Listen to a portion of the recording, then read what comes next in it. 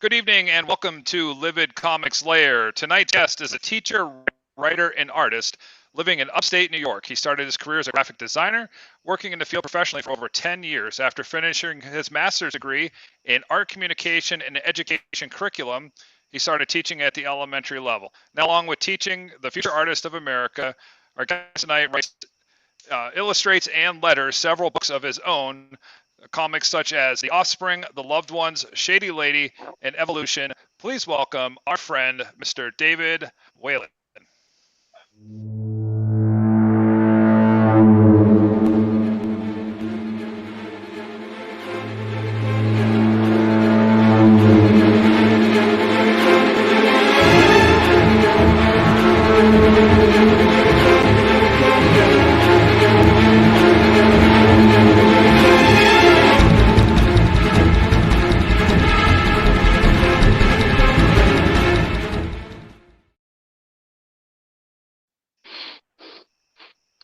Boom, we alive. Hey, you guys. Everybody.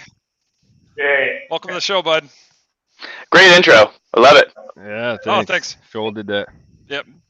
Yeah. Can I just say something about that intro real quick, though? Yeah, you can. Ruggiero begging and begging to get his image in there. You finally take the time to do it, and then he shaves the beard off. Like, what a waste of time. Right? I'm just kidding.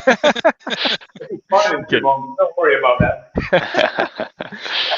We should change the looks every week. We should just have like pirate eye patch on, like a fake nose, right? Just mohawks. Nice. Just change every week. Just change up Yeah, a little bit on the when I intro. want to be weird, I just wear this one here instead of this.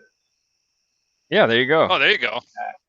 Not quite like your IQ just went up 3 points. our first episode we actually did on Facebook Live. We didn't have StreamYard yet, and Joel had fake googly eyes on half the show. And he's sitting there talking to me all serious, and I'm trying to answer his questions. I'm like, man, you need to turn that off. I can't talk to you. Hey. If it had it here, it would be there. So I would put it back on for sure. So, Yep. So welcome, David, to our madness tonight. So thank you for doing this. Thank you for having me on. I really appreciate it. Oh, you're very welcome. Thanks for putting up with our shenanigans and nonsense for the next hour or so. I love shenanigans and I love nonsense. Let's do it. Perfect. Right. Perfect. We're going for a ride here. So right off the bat, you own a correct-handed comics. The thing that I picked up on is that your logo is a left hand. So is that the correct hand? That's the correct hand. Don't let anybody tell you different. All right, perfect. So maybe some people wouldn't pick up on that because it's subtle, but I was that's a left hand, right? Yeah. Okay. Yeah. It took me a while to figure out how to make sure that it was and then I just realized fingernails. Duh. Why do I have to think so hard about this?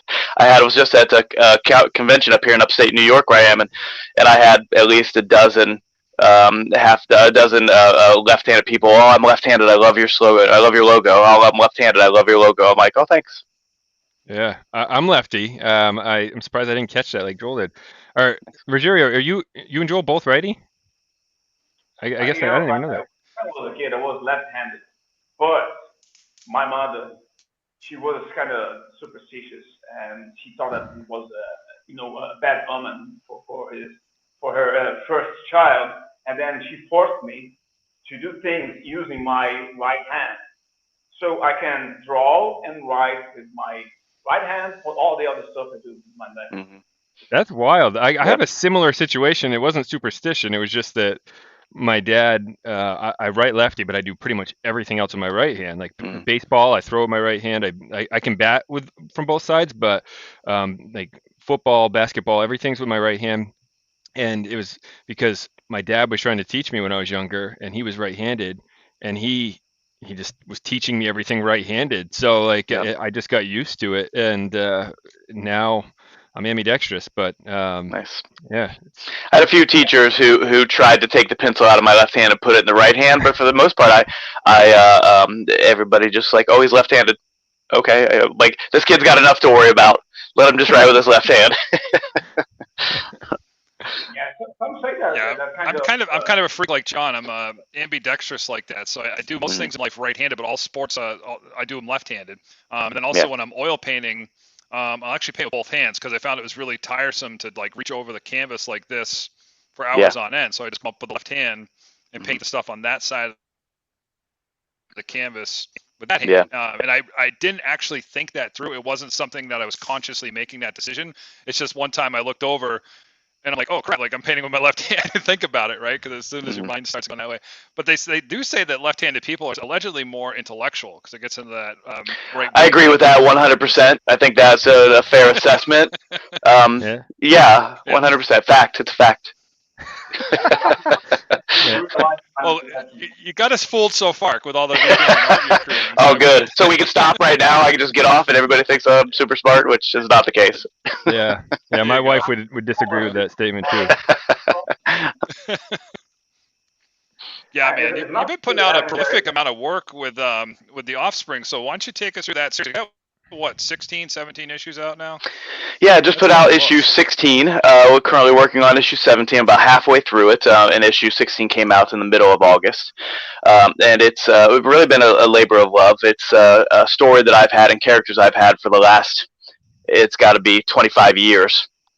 And I'm a pretty old man at this point, so you can probably guess how long I've had been working on them. But the story has progressed over the last 25 years until I was ready to really put pen to paper, ink to paper, all that stuff to be able to make it.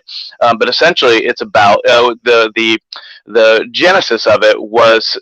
I knew I wanted to do comics. I knew I wanted to write and draw comic books, and I loved superheroes. But I kind of wanted to see more regular people. Now it's kind of a normal thing on some level to see regular people in comics a little bit more. But for me, I wanted to see regular people that still had powers. My characters have powers in this book, but I wanted to see them with issues that I was seeing from friends and families around me in the area that I lived in, issues that would not be able to be fixed, not only in a 24-page story or in even an ongoing series or a miniseries, but problems that will never could never be fixed, just because that's the way life works sometimes. The three main characters, when we meet them in issue 1, we come to realize that they all have been mentally or physically abused by the people they should trust the most, by their parents. They are taken from their parents by child services and sent to an orphanage where they meet and realize, oh, we all have powers, and they all developed in the way that they were abused. So as they start to grow and change and really get to know each other, we meet them again in their early 20s. The oldest one is 22, and they start to realize that they're not only linked because of their abusive past, because of the powers that they have, but they're also linked more in a mental ESP kind of way, and they're not really sure why. So as the story progresses, they start to realize that they're not only connected to themselves, they're not only drawn to themselves, but other things, monsters and creatures and parallel universe type things and things like that are connected to them also, and they're trying to fight off these monsters and creatures while trying to figure out their own issues and deal with their real life problems and struggles that they will, like I said, will never 100% truly be over, but try to get enough of those problems solved to be able to just be normal people in the real world, which they will never be, and they know that. So I like to say that these characters are fighting, the monsters on the outside and their own emotional monsters on the inside. That's huge. Yeah. So I'm actually, I started a class by Scott Snyder. He's a famous comic writer. He just started a class, and he, in the first class, was talking to us about how important it is to not just have the story arc, but have that inner story as well with the main character, right? They got to have their inner conflict. It's so important because they're going to need to overcome that while going through the plot. So that sounds really, really intriguing. Yeah, it was something that like I said, I wanted to have characters that felt very damaged. If you read most of my books, I have a few other books out also. Most of my books, the characters are very, very damaged, flawed people, just because most of us are on some level. And I didn't want characters that seemed just like the regular stereotypical, I'm a superhero, or I'm the detective hero, or I'm the the person that's going to fix all the problems in life. They can't fix their own problems in their lives. So how the heck do they expect to fix anybody else's problems? And that's really the main theme that goes through. How do you go through life when you yourself are a broken person trying to help other people in the process? That's great. Yeah, David, as a comic creator, like you do the whole deal. You write and you draw, you do the inks, pens. I even imagine that you do the lettering. Mm-hmm. I don't know. Do you? Even the lettering. Yes. And talking about, sorry, that's another plane coming. Rogerio, it's like the most popular time to fly every time we do a show, it seems. They only pass by when I'm talking. And okay, let's come back. You do the whole thing. Mm-hmm.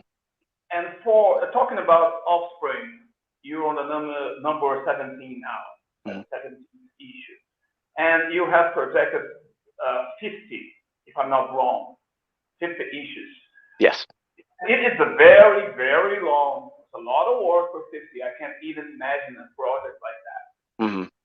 How is your approach to take on a huge project like that, doing the whole thing? Yeah. Like, do you have a schedule? Like, do you have everything set up, organized? Do you have a plan B or whatever comes? And tell us a little bit about this stuff. Yeah, I have been. I for the most part, I do it myself. I'm a one-man band. I have been lucky to have a few colorists jump in to be able to help me. In fact, the colorist for the last 3 issues I just put out, issues 14, 15, and 16, is a great guy named Chris McCauley, and he's worked with Boom Studios and Disney on The Mandalorian. He did some concept sketches for costumes, and he just found me on Facebook one day, Facebook or Twitter, I don't remember either one, and he contacted me and said, I really love what you're doing. What do you need for help? And because he really liked to read the first couple issues and said, I want to be involved. And I said, I really would love a colorist to be able to lighten that load a little bit, because coloring is I would say the thing that takes the most time out of the whole process. Once you have the story completed, written down and fleshed out, the coloring is the thing that takes the most time. And he said, yeah, great, let's do it. So he colored the last 3 issues, which was the first time travel story that I had created for the Offspring, which the time travel element is going to come back again and again, because it's very important to the end of the story, which is, like you said, is going to be number 50. For me, the process is being super organized. As an elementary school teacher, I teach K-5 art. If I'm not organized, if I'm not ready to go, the kids know it. And it doesn't go well if they realize, oh, Mr. Whalen's not ready, so let's just zone out. So as a teacher and as a writer and artist, I just make sure that when I'm sitting down to flesh out an issue, which I have the overarching story already planned out for all the way through 50, but giving me wiggle room, like you said, to be able to change certain things if something comes up. If I had an idea for issue 47 and I'm watching a movie and go, oh my gosh, that's exactly what I was going to do, still giving me wiggle room to be able to change things here and there if I need to. But for the most part, it's really just knowing my end game, where I want to be at issue 50. And like I said, I've had these characters for 25 years, so that end game has changed over the years. But I'd say once I started with issue 1 and I knew issue 1 was coming out and I got a next issue in the can ready to go, I said I better start to really nail down where I'm going with this. So I sat down and I wrote out the last issue. So I have the last issue already planned out. I know where they're going, and I have a pretty good idea of how they're going to get there. And if things have to be adjusted along the way, no problem. I love adjusting things. Or I think of something that's a better visual or something really cool that I've never seen before in comics. There's a wiggle room for me to be able to do that. That's one of the great things about being a one-man band doing the writing and the art by myself, is I don't really have to answer to anybody. I can do the cool thing, and it's not an argument. It's just, let's do that cool thing. So for anybody who struggles with that, be very organized and have a very forgiving wife. That's my advice. Or get no sleep. Exactly, Right? exactly, Yeah, yeah, yeah. How much Yeah, of you have I changed think we're in the no sleep over, club. That's kind of our speed, right? So yeah, yeah. yeah. David, how much of you have changed over the last 25 years that affected your storytelling Yeah. on that process? Well, in the beginning, I'm very much an artist first. I grew up drawing and making comic books in my room and giving it out to my friends in class and everything. I very much an artist first. So when I draw, when I create a story, it's from the visual aspect first of all. So I think that over the last 25 years, clearly I have, some people would say not much, but have matured on some level, and tried to really hard in those 25 years, especially in my 20s and 30s, to try to absorb as much as I possibly could, not just going to school to be a teacher and all that stuff, but also reading as much as I could, not just comic books, but all the classics and everything, anything that you could read. I'm a big fan of all genres. My one shot series is all, I've got 4 of them out right now. They're all different genres. Was just to try to absorb as much of that as I possibly could outside of comic books and outside of comic books, to be able to have a pretty good understanding of not just comic book storytelling, but all kinds of storytelling classes. Trying to really absorb the writing process, so that if something did, like I said, if something did happen, if I decided that, oh, that's a better story arc for my character, or that's a better bad guy for this scenario, or whatever it is, I can still keep those basic elements, but insert whatever cool thing that I come up with, and still have the story progress forward and not have it be adjusted too much. All right. Now, being the writer and the artist, do you find that the art sometimes can influence the writing, or vice versa? Like maybe you draw something really cool, and you're like, oh man, I got to fit that in now. Have you run into that type of situation, or what is that relationship like being both? Oh yeah, totally. There'll be times where I'll come up with a scenario, and my first thought is how am I going to draw this? Like what? That's if it's like my last one I did. About John stuff. Yeah. I feel about John stuff. Like, what are you doing? Yeah, they were in the Civil War. I had them in the Civil War, and there was a battle between the North and the South. And my first thought was, oh my gosh, that's going to be a lot of soldiers to draw. And I just buckled down and did it. So it's and that's one thing too that I tried not to do. I tried not to pander my writing to take it easy on myself as an artist. I try to, if the scene needs that thing, I'm gonna draw that thing, and not to cut corners, to be able to make sure that I'm telling the story the right way. So yeah, and as an artist, as far as the writing goes, and vice versa, it usually starts with visuals for me. So if I have a visual, that I know I want to wrap a story around, whether it's just one. I've had stories where it's just a scene in the middle of the story, and I go, okay, now where do I start and how do I end? It's that for me, that's the fun part, to be able to figure out all the the sandwich, all the parts of the sandwich, so to speak.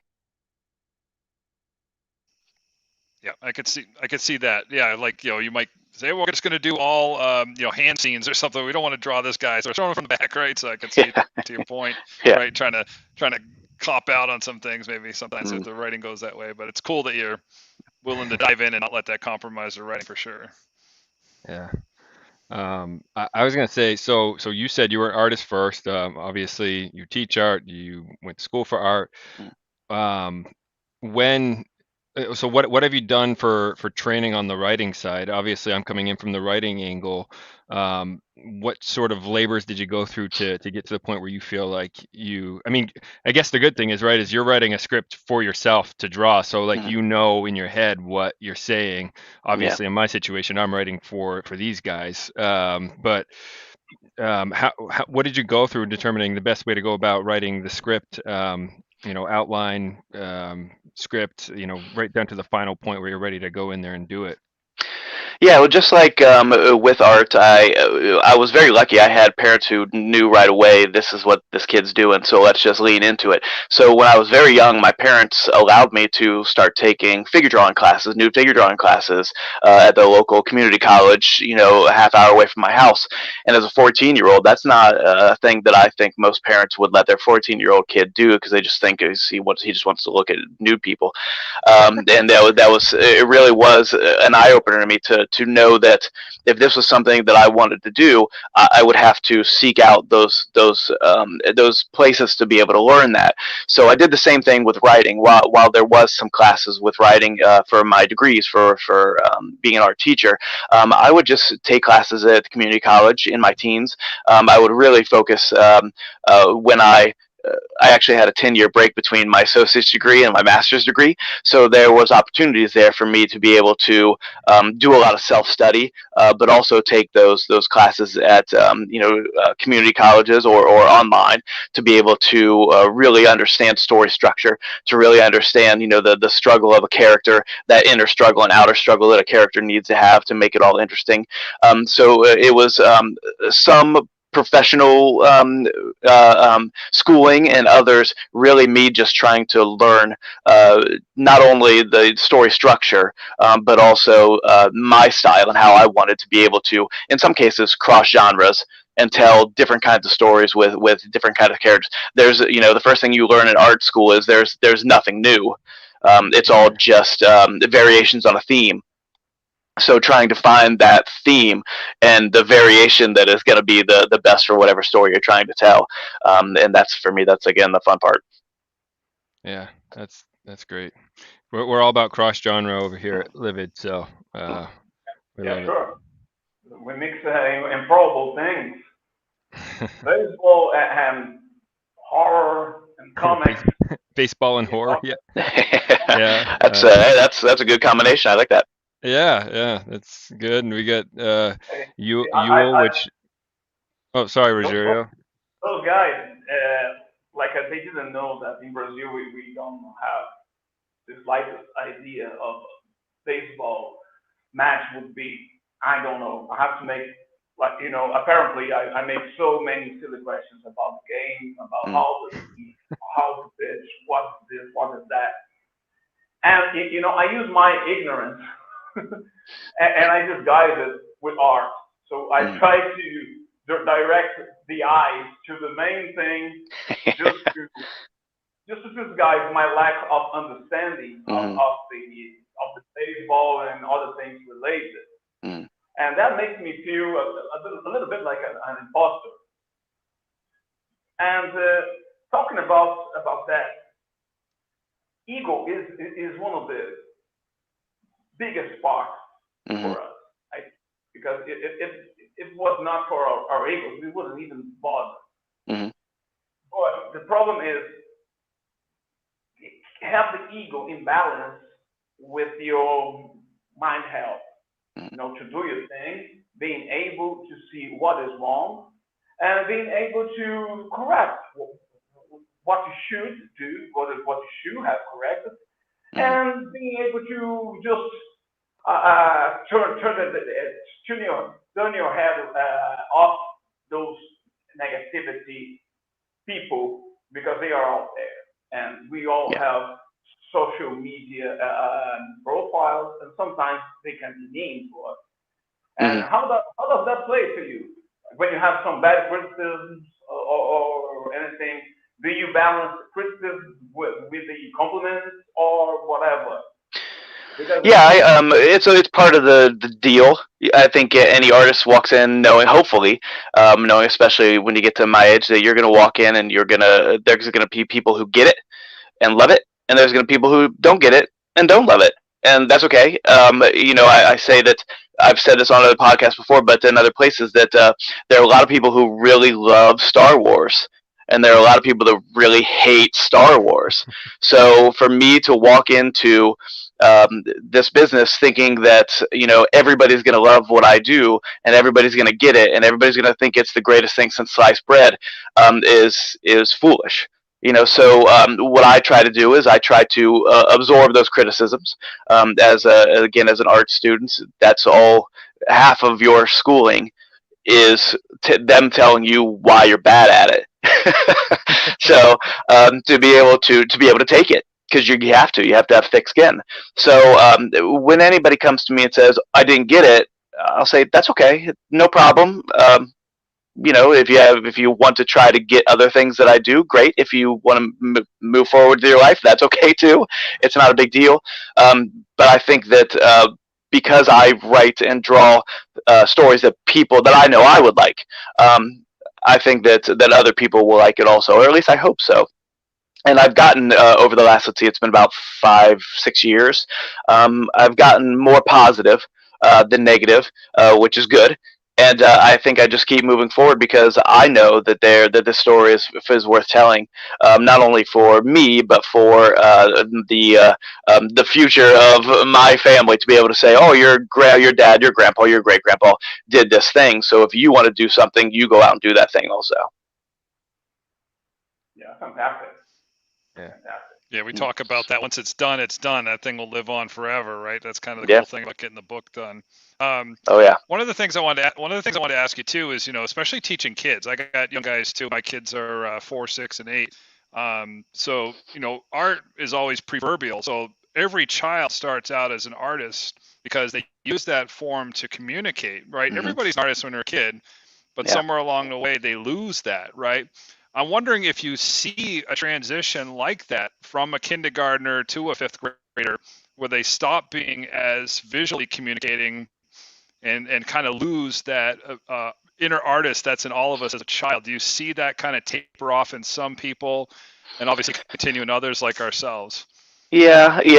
Unfortunately, you do see that from time to time. You'll have a kindergartner who really loves doing it and is having a great time, and then as they age and they start to get into 4th and 5th grade, and maybe things aren't going so well for them in certain other aspects of their life or whatever it is, you'll see them start to wane a little bit on their want to be able to communicate visually.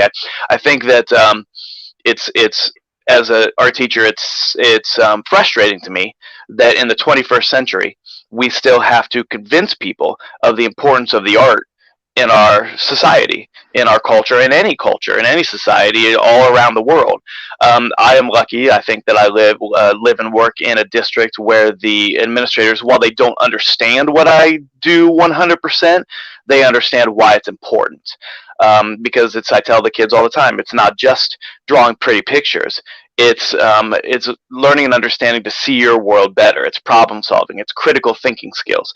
It's giving you a way to be able to communicate something visually that maybe you might not be able to communicate through words as young children, and hopefully grow into that communication as you get older. I think, unfortunately, also a lot of people have this misunderstanding that the only way to make money as an artist is if you're an art teacher. I've had multiple people come up to me and say, oh, don't become an artist unless you're going to become an art teacher, because then there's no jobs. You're not going to be able to make any money. You won't pay your rent, which is 100% not the case. Every time you turn on the television, you're seeing the work of an artist, a graphic designer, in movies, and all aspects of the phones or computers that we're doing this on right now needed to be designed by a designer, by an artist, to be able to have it put together. So one thing that I try to focus on through the whole 6 years of kindergarten through 5th grade is that art is all around us, whether it's fine arts or applied arts. It touches our lives every single day, and just sometimes you'll see kids scoff. Sometimes you'll see parents scoff. But then I ask them why, and the one thing I like, and then we start talking about it. And one thing I like to do is say, tell me an aspect of life in general that you think art is not connected to, and I'll tell you how it is connected to it. I do that. I play this game with the kids sometimes, and they'll say, oh, how is art connected to this or that? And we'll have a discussion about how the arts are connected to that. And it's usually like, oh, I didn't think it that way, or I didn't see it from that angle. And I said, that's what art is, to help see and understand your world better. Yeah, I like hearing, I've said on the show a few times that, the people that doubt people like us doing this, or like don't take it serious when we tell them what we do. I've said, those are the same people that are watching a movie or reading a book or Hmm. playing a video game, and it's like, who do you think made all that stuff? There's Yeah. people that have to have that mindset to create. Yep. And I think they just take it for granted. They see it there and it's there, right? Like they don't think about the other side of it and the people that Yeah. are like making it and It just inventing magically appears one day. I had it. Right. one parent. I'm kind of a conundrum. Like I coached and played football for many years also, and to a lot of people that is a complete yin yang, a complete dichotomy of abilities, I guess. To the point where my high school art teacher said, "Stop playing football. You're going to break your arm. You're not going to be able to draw." And I said, "Well, I think my arm will heal if I break it, and the likelihood of that happening is slim." But I think it's. I had a coach who we were talking about art and how he thought it was frivolous, and I said, "Well, who's your favorite football team?" And he said, "I don't know, whatever he said, the Atlanta Falcons, whatever he said." I said, "How do you think those logos got on the side of those helmets? You think they just magically appeared one day? You had an artist create that logo. Artist connected to everything. He just kind of went, oh, whatever." And I'm sure that he thought about it later and went, yeah, he's probably right. But it's those kind of discussions I think that are really fun because people don't. You're right. People don't dig a little deeper onto where it came from or how it got there, how it got made. They just think, oh, it's there now, so let's use it. Yeah. Yeah. Yeah, David. Yeah, what- Now I'm going to ask you a question that you can completely override it if you want, because sometimes I make some kind of kind of crazy and idiot questions here. This is why I'm here. And like I assume you are older than 40. Or I just turned 46 this summer. 46. All right, Yeah. cool. My generation. All right. And when we were kids, we started doing, drawings, maybe to socialize, make friends. I don't know if that's your case. But when I was a kid, I used to do that just to make friends because I wasn't good with words, and I used to draw, and then I could get some attention because I was bored most of the time, nothing to do. There were only 2 channels on my TV, like no neighbors, nothing. And then I started to become a very, very good illustrator at the time when I was a kid, and then I developed. Do you think in this scenario, if you were born now with so much to do, you never have a chance to get bored? There's so many, like infinite channels on TV and social media and phone and camera and fucking loads of things. Do you think you would have a chance to get bored and start drawing? And when you think about that, and you're a teacher, you teach kids. I am not concerned about those kids. It's like, my God, they have to get bored to make something, maybe to create something.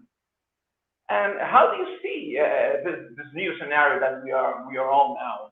Do you think we are now producing some kind of large head for new generation, or do you think we are producing more artists because they have more access to other artists? Yeah. I think it's a little bit of both. I think it's tough. I think for our generation, I'm assuming we're all Xers here, Gen Xers, or somewhere in there. I think for our generation, it's really difficult because generations before us definitely had it way harder than we did, coming out of wars, coming out of way back in the back, depressions and things like that. And I think that for our generation, being a little bit more latchkey children, that the parents said, the sun is up, go play, I'll see you at dinner time, was instrumental to how we created, because then we could pick up a stick and suddenly we're Luke Skywalker. We could, grab our little red wagon and we are, flying down, the Conestoga wagons, doing westward expansion for playing cowboys.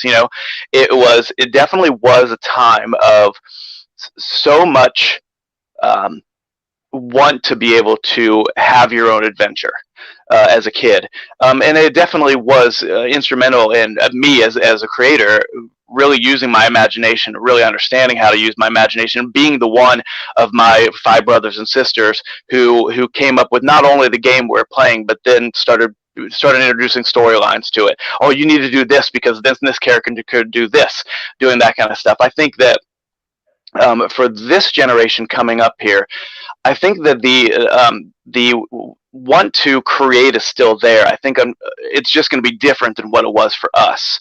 The videos on TikToks, we don't really see that much as creating something, but this generation does. They're very much creating content for them, whatever that content is, whether again we see it as frivolous or whether it's something that is political or religious or fun, just fun for the fun of it. I think that it gives those kids who might not have the ability to draw or write or sing or play an instrument a chance to be a creator also. And the kids who whether it was if it was how we were back in the 80s, 70s and 80s, or how they are now, if they're going to be artists or writers or singers or musicians, that they're going to be it. They're you can't stop it, kind of a thing. It's that urge, that want. So while I think I agree that the lack of chance to get bored can be a struggle sometimes, but I think it's more of a struggle for us because we didn't grow up with that kind of, it's always in your face. These kids, my kids are 13 and 15, and they grew up with screens helping them along the process, while we grew up with, we had ourselves.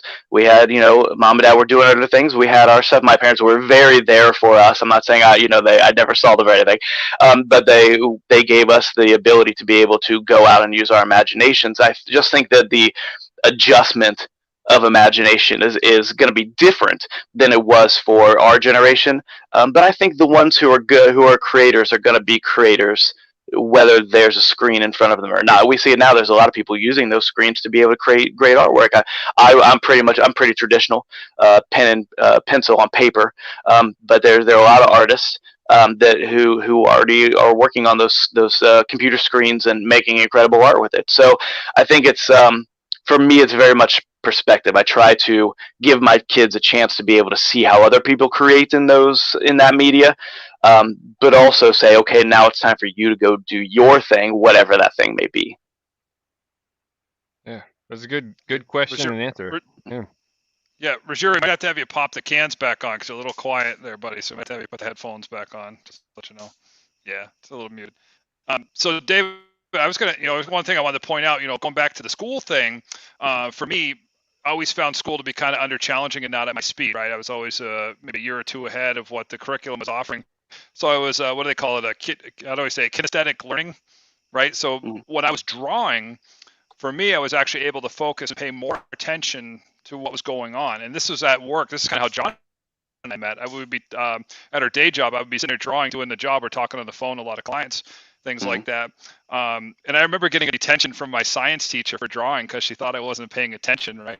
And that was real. That really happened. And I said, she said, well, you weren't paying attention. I said, well, she said, you got like an 86 on that test or something. I said, well, I passed, right? Yeah. Kind of a wise ass at that age too, right? I was like, well, I passed, right? So, but it was interesting because that style of learning wasn't really a thing when I was back in school, where the kids had to be preoccupied with something with their hands. I couldn't sit there with my hands in my lap, focusing on somebody. I had to be doing something, and I was able to actually retain things better. That's why, like smoking cigars on the show, I have to be doing something because my mind can stay more focused on everything going on. So I don't know if you saw some shifts in learning style like that, or if that's something that now the modern curriculum is embracing. Can you talk a little bit about that and what you see maybe over the years that you've been teaching, what kind of shifts you're seeing in terms of that approach? Yeah, I was kind of the exact opposite. As a kid, I always felt a little bit behind. I always felt like I wasn't quite getting it as fast as the other kids. And for me, art was the way to be able to help me catch up. I also got in trouble for doodling over my math homework. Teachers would stop, calling my parents. He's just drawing cartoons all over his math homework. But what they didn't understand was me doodling while they were talking was the thing that was keeping my brain focused and ready to work. So my parents said, well, we're never going to be able to stop him from doodling. We can punish him all we want. It's not. And I said, it's not. I'm going to just draw. I'm going to just doodle because it seems to be helping me. So their solution was, let's get him a sketchbook and let's let him open the sketchbook during any class that he's struggling in, and I'll just sit there and draw. I'm still doing the work, still, doing all the math homework and all everything. And the teachers just noticed that once I was able to doodle on something else, they were getting clean math homework. Not every question was always answered 100% correctly, but they were getting the homework. And it was that again, choice that my parents made to not to lean into what my strengths were. And I struggled all through K through high school. I did fine. But it wasn't really until I got out of high school and I started that want to be able to learn things on my own and go to college on my own and be able to understand my own learning style, to where I really started taking off and really started to understand how my brain works. So it's really one of the reasons that back to your question, it was really one of the reasons why I decided to become a teacher, because I wanted to be able to find those kids who struggled like I did. And let them realize that just because you did not get a 100 on that math test does not mean that your brain does not work. Your brain just might work differently than other people. Everybody's brain works differently than everybody else's. So whether your strength is art or math or PE or music or science or whatever it is, use your strength to help strengthen everything else. And that's one thing that I really try to focus on. And one thing that my administrators I've worked in 4 different school districts now in my 15 years of teaching, 3 different school districts in my 15 years of teaching. I really tried to make sure, especially when an administrator came in, knowing they were coming in, I chose a lesson plan that really started to hone in on not only creating artistically, but also fitting in some science in there, fitting in some ELA, fitting in some math, fitting in history, whatever it is, so they could start to see that the arts links everything together. So now, as an artist and as a writer, when I'm trying to learn something, whether it's any subject or anything about anything in the world, I really try to link it to what my strength is, which is visual understanding of. And I'm a musician also, so if I can put it to a song, I'll remember it fairly quickly also. So it's those, yeah, it's really understanding your own individual strength that I think is something we don't do in the education system well enough. That needs to be changed. Not every kid is going to memorize everything and get 100 on the test. And I tell the kids, the school is not here for you to memorize and get 100 on every test. School is here to help you to understand how you learn, what your strengths are, and how to be able to use your strengths to help you succeed in the real world. Yeah, I remember my 5th grade English teacher, Mrs. Hamilton, said, "Mr. Van Patten, not everything has to be an art project," and I still disagree with her to this day. So it can be. I mean, you see it now. Every grade they do posters to learn about the planets. They do posters to learn about presidents. They do posters to learn. It's very much that some call it STEM, some call it STEAM. It's that again, that kinetic learning to be able to, if they see it, if they hear it, if they draw it, if they spell it out, it'll connect into your brain so much better. And really get your brain firing on all levels. That's why a lot of elementary schools aren't just reading the chapter and hoping kids memorize it, but they're showing different things to be able to, different artistic ways to be able to have those kids learn. Yeah. Oh, yeah, definitely, for sure. They need to be flexible and adapt and do those kind of things. The times change to a degree, like to your point earlier, where you're saying, like, my kids, I think John's kids too, like, they love to be inside. They love their electronics, right? They don't want to go outside and use their imagination like we did. And we think there's something wrong with that, and like my wife and I say, the kids are playing too many video games, watching TV. Man, I played a ton of video games and watched a lot of TV, and I consider myself pretty, well-founded and grounded. So I think it'll be okay, right? Everyone just finds their own path. So we'd like to see them outside a little bit more, but I'm the same way. I had my Atari 2600. I remember one time, a quick story about TV, since you mentioned it. I remember being outside playing basketball with my brothers and sisters, and I stopped. And I just kind of stopped, and everybody was like, "What are you doing, David?" And I said, He-Man's on. I got to go inside. I didn't have a watch. I didn't know what time it was. I just kind of, from the position of the sun, just knew the He-Man was on. I ran inside, turned it onto the 3 stations we had, turned it onto the one that I knew He-Man was on, and he was Adam, Prince of Eternia. He was right there, ready to greet me. Oh, man. So there's always been that on some level, but I agree that for my kids, sometimes it's a struggle to get them to go outside and to use their imagination or to be active, to be physical. And I think it's something that generations will fix as we go. Yeah, you hit the nail on the head earlier too when you were talking about how like our generation. I'm actually. I don't even want to admit this on a recorded live show, but I think technically I am the barely beginning of the millennial phase here. I'm the youngest one here. I don't want to admit that because I don't. We won't hold it against you. Feel like a millennial. I don't act like the standard millennial that you hear. You're a nice millennial.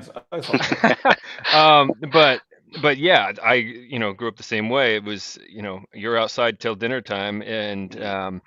I just remember, and I had every video game system. I had, Nintendo, Sega, whatever, right? And my dad played video games with us, but they still made us go outside all day, and we created stuff. I used to pretend I was in a movie in my head out in the woods, like running from a giant snake, like, and I was like picturing music in my head and like just telling this whole story, Oh, yeah. So, but yeah, exactly. It's just such a different thing now, and it gets to the point where like when I talk with my wife about my son, he wants to be into Minecraft right now. Like that's his thing. He wants to like be obsessed with it and do that. And he's 7, and I played video games when I was 7, but she's like, this generation, like they just get hooked on it and they just don't want to go outside. And it's like, well, we have to control that. Like we gotta try to bring it back a bit, but, So well, Minecraft is storytelling and it's geometry. So maybe you got a geometry whiz on your hands. I love that. Yeah, honestly, he's got the Legos that he builds the Minecraft stuff with. He knew everything about Minecraft before he ever played it. Like we finally caved and bought it for him because we let him earn it. We had this system going. If he got to a certain point, we'd get it for him, and he could only play. If he had a good day, he could play for up to an hour, something like that. Yeah. But like he loves building worlds, and I'm like, that's exactly what I'm trying to tell my wife. I'm like, this is a good thing. Like he's putting this whole world together. He's building this farm over here digitally. I mean, he's not going to be able to go out on Joel's land and plant vegetables or anything, but there's critical thinking and problem solving in there. Sorry, Joel, what'd you say? I could use the help buddy if he's bored. So we're getting. Well, I said we could use the help if you want to send him over. I got 13 chickens coming tomorrow, so if he wants to help, pull some hens, we can do that too. So there you go. That's a lot of chickens. Yeah, I have Actually, a a lot of eggs, like that's in a day or something. This would be good. Nice. I have a 6-year-old. He's addicted to Minecraft. When I had a peek on it, I thought it was a great game, and it's fantastic the way you aid your child to build his own way of making things up. And it is fantastic. I encourage him to do it, but now he's bored. He doesn't want to play that anymore because he says that there's no challenge there anymore for me. And he's moving on. It is great, but from time to time I make sure that he gets bored. It is important. I believe in the power of boredom. Because when you're bored, you meditate. You don't know, but you're meditating. And when you meditate, you clear your mind. And then that's the space that you make for creation. Oh, yeah. That's my belief. Oh, yeah. Yeah. 100%. It's rare as an artist to be bored, right? I wish it was bored. What do you do when you are stuck? Talking about meditation, what do you do when you're stuck? Because we all get stuck. I tend to, once I sit down, I know that my time is limited at the table or wherever I am to be able to create what it is because of wife and 2 kids and a full-time job and all the responsibilities of the crummy responsibilities of being an adult. But when I sit down, I have a pretty good solid plan of what I need to get done for that hour or hour and a half or even 20 minutes to get to sit down. But when I am, I tend to find that I get stuck mostly in the writing process of where do I want to take this? Where do I want to take this character? How do I want to best show this story arc or this, surprise, whatever it is. So for me, if I don't get it in the first 5 minutes, I put it all down and I just go.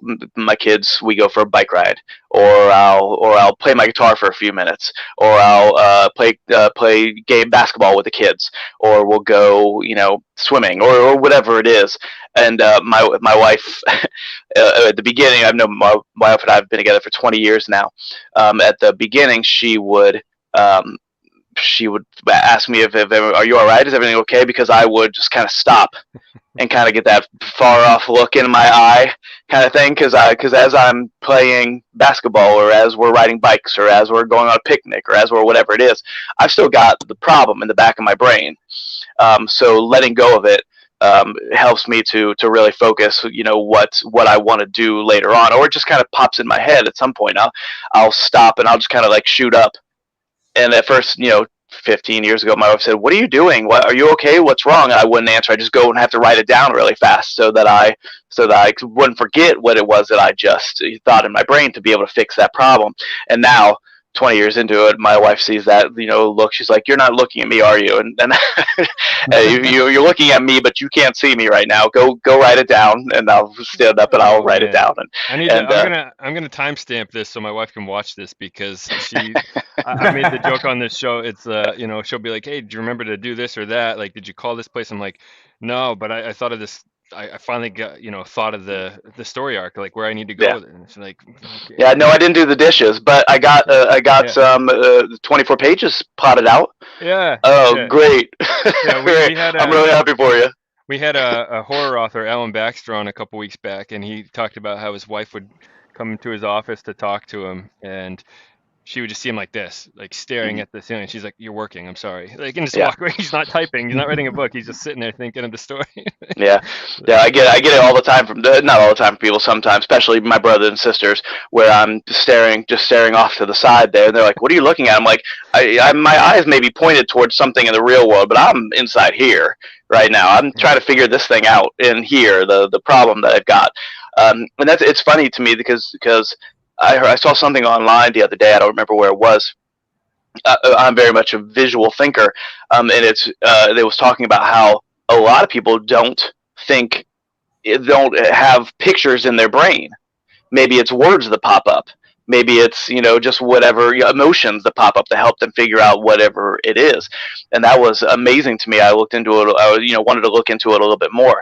But to not have those visuals in my brain, to not be able to see the thing clearly in your brain would drive me nuts.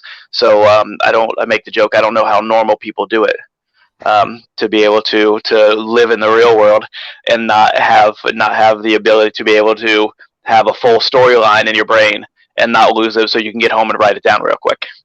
Yeah.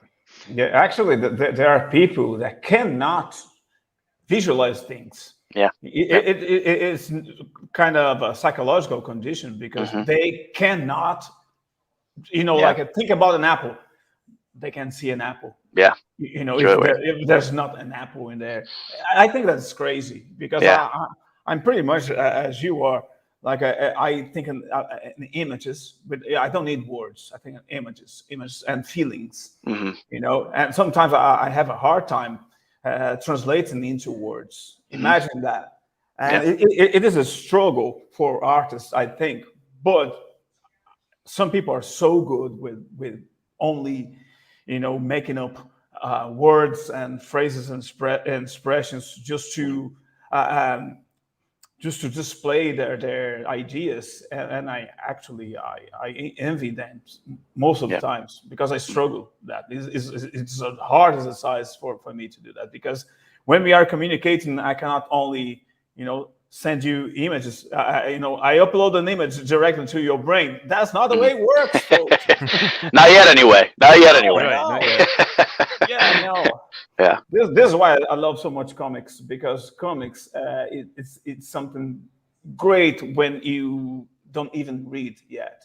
Because I remember when I was a kid, just flicking pages and without knowing a word. That made me want to read.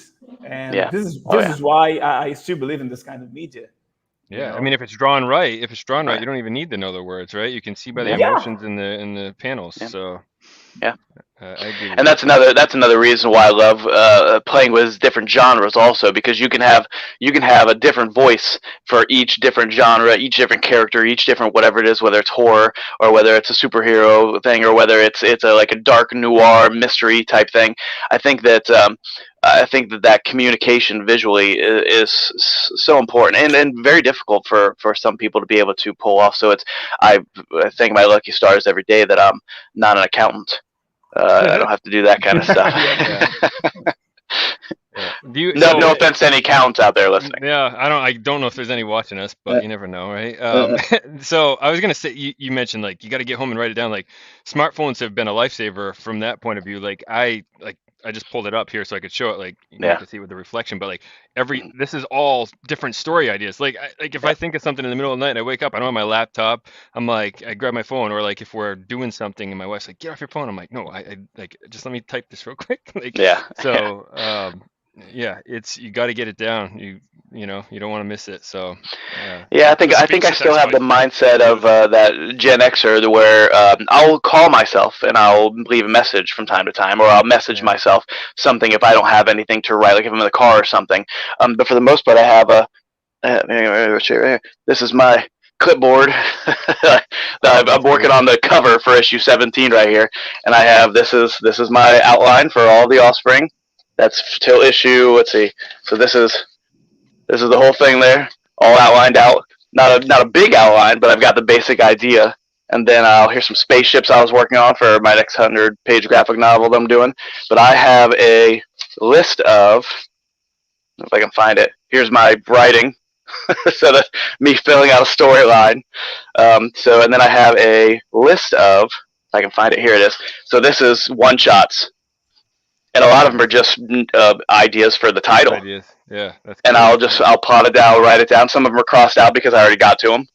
Some are still there. Some of them are things that'll take me the next 10 years to be able to get down, like a couple ideas I had here. But for the most part, I just find this clipboard. It's always right there, and it's always within the reach of me for the most part. The cool thing about the way you do it is that could be something someday, right? Like, hey, look at the list. Like, I'm like, hey, here's my phone. I'm gonna frame it. I do frame it on the computer too. But like the whole outline for Deadball 2, the series that Rogerios working on, the outline was written on my phone. Like it was when I had time, I was like going in and typing it up or whatever. But then like with Yule, it's all on my laptop, so it's just like. It's weird, but that's cool though. I wish I had like handwritten stuff like that. It's either typed or. Well, I think as an old man, some of it comes to the fear of if my computer breaks down, I'm going to lose it all. So just write it out. Just write it out in my chicken scratch. Nobody will ever read it. Nobody's going to steal it because nobody's ever going to see that piece of paper. But I do think some of it probably is on that level. I could probably make my life so much easier if I started working a little bit more digitally. But it's that go out and play mentality, I guess, or that just write it down on a piece of paper mentality, I guess, that my generation would have. And for better or for worse, pros and cons. Yeah, that's great. You need that speech to text, John. The speech to text on your phone, right? Just pick that thing up, talking to it. It's pretty good. It's pretty good. It is. Yeah, I would agree to that, except for like if you saw my wife's voice to text messages that she sent me, I'm just like, what? Like, what do you? Could be an interesting story. Could make it interesting, right? That little abstract things. I'm like, I can tell when she does it too. Well, now it tells you if it's voice text, but it never used to, and I could always tell beforehand. I'm like, you didn't type that out because if you did, you would have seen how ridiculous that looks. But I never use that voice to text because it never comes out right. Autocorrect though, even when you're typing is hellacious, right? Oh, I know. It's terrible. So Yeah. I talk fast, so if I voice text, it's not gonna work. I'd be like, listen, like I don't even know how to talk slow. I can't do it. Yeah, so one thing I'd say in the last 10 years, my typing skills have become a million times better. When, in my late 20s, where I never had to type anything out, I was pounding on the keys like this, and you just had to get better at it. That's something that you're doing now. The kids are doing this. So they're not typing on an actual keyboard. They're on a QWERTY, I think it's called. They're doing this on it, so they're flying their thumbs around, and that's some good thumb strength they're going to have there. That's nice. Yeah. It went from we don't doesn't help. Big gorilla. It went from trying to do that. we don't write cursive anymore to we don't write at all to we type on a computer to we don't even do that now. We just text on our phone. So that's funny. I heard a thing the other day that if the people from 40 to 80, whatever it is, decided to destroy all machines and writing cursive, the generations before us they wouldn't be able to communicate at all. No, they wouldn't be able to do anything. So good point. Maybe that's what happened to a lot of the ancient societies. We lost, what they were about because they got more advanced. They got into digital, did everything on digital, right? And then the cataclysm happened, and boom, now they got no record. Like they couldn't do anything. Where's your books? Well, they took them up on the spaceship when they abandoned Earth before the meteorite came 15,000 years ago, right? It's Maybe. gone, right? It's gone. So I love that stuff, man. I always say I think we were more advanced in the past. So I always believe that, and we've restarted a few times. So yeah. It's a funny thing that you, David, mentioned that you couldn't be an accountant, which that's fucking boring. Accountant or work in a bank, no, that's not my type of stuff. I have a brother that works in insurance, and every once in a while go, "What'd you do today?" He goes, "Oh, I made some phone calls, or filled out some paperwork, or sat at my desk." I'm like, "Nope, I'm out." Do you remember anybody who went down in history as an accountant? No, there isn't. Yeah. If you're an accountant now, and 50 years, like your grandchild or your grandchild, they won't give a fuck about it. Yeah. Who's King George III's accountant? Thanks for the inheritance, Granddad. Right? They'll hook you up with the cash. Just so you know, here's your inheritance, buddy. Yeah, I guess. Now we definitely have no accountant viewers. If that first they're comment, gone. maybe they would have stayed, but they're gone now. That's that all important demographic of accountants. Yeah, sorry, guys. That's my fault. We got to figure out our balance sheet on our own, Joel. Why are sales down this week? Oh, we got rid of all the accountant clients, so they're no longer customers of Livid's. But actually, this is just an introduction for a question, because I'm going to go somber now. Let me use my serious tone. Uh-oh. You need the other glasses. Being an artist, do you think is a way for you to escape reality, or being an artist means that you're going to leave a legacy, you're going to leave your mark, and you're going to be remembered after you're gone? What do you think, metaphysically speaking, of your craft? What's the level of commitment that you think you have to it? Yeah, I don't think I could stop now if I wanted to. Sometimes my kids are like, "Dad, how long are you going to be making these comic books?" And I said, "Till the day I die. Hopefully I'll publish my last book on the day that I die." I think that, like we said earlier, if you're going to do it, you're going to do it. If you have that drive or you have that want, it's like a desire to be able to do this thing, even if it never gets to the point of creating sequential art in a story, but you're just drawing on a piece of paper in math class. It's that you have to do it.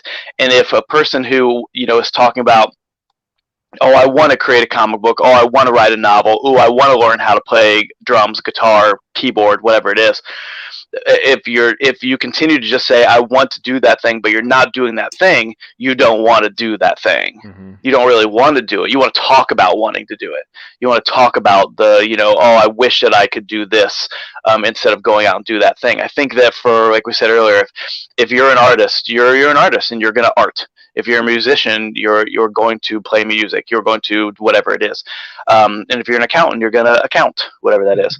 So I think that for me, my hope is that, like I said, my generations after me, my kids, grandkids, hopefully don't remember, how can I say it? They remember the fun we had, but also remember that dad worked hard on something that he loved to do, or granddad, or whatever it is. So my kids have the memories of us playing basketball, swimming, going on vacations, riding roller coasters, playing Monopoly, watching movies, doing all those things, but also knowing that dad had a goal and he did everything he could to reach that goal, which is 50 issues or creating as many different comic books as he could in the time that he had.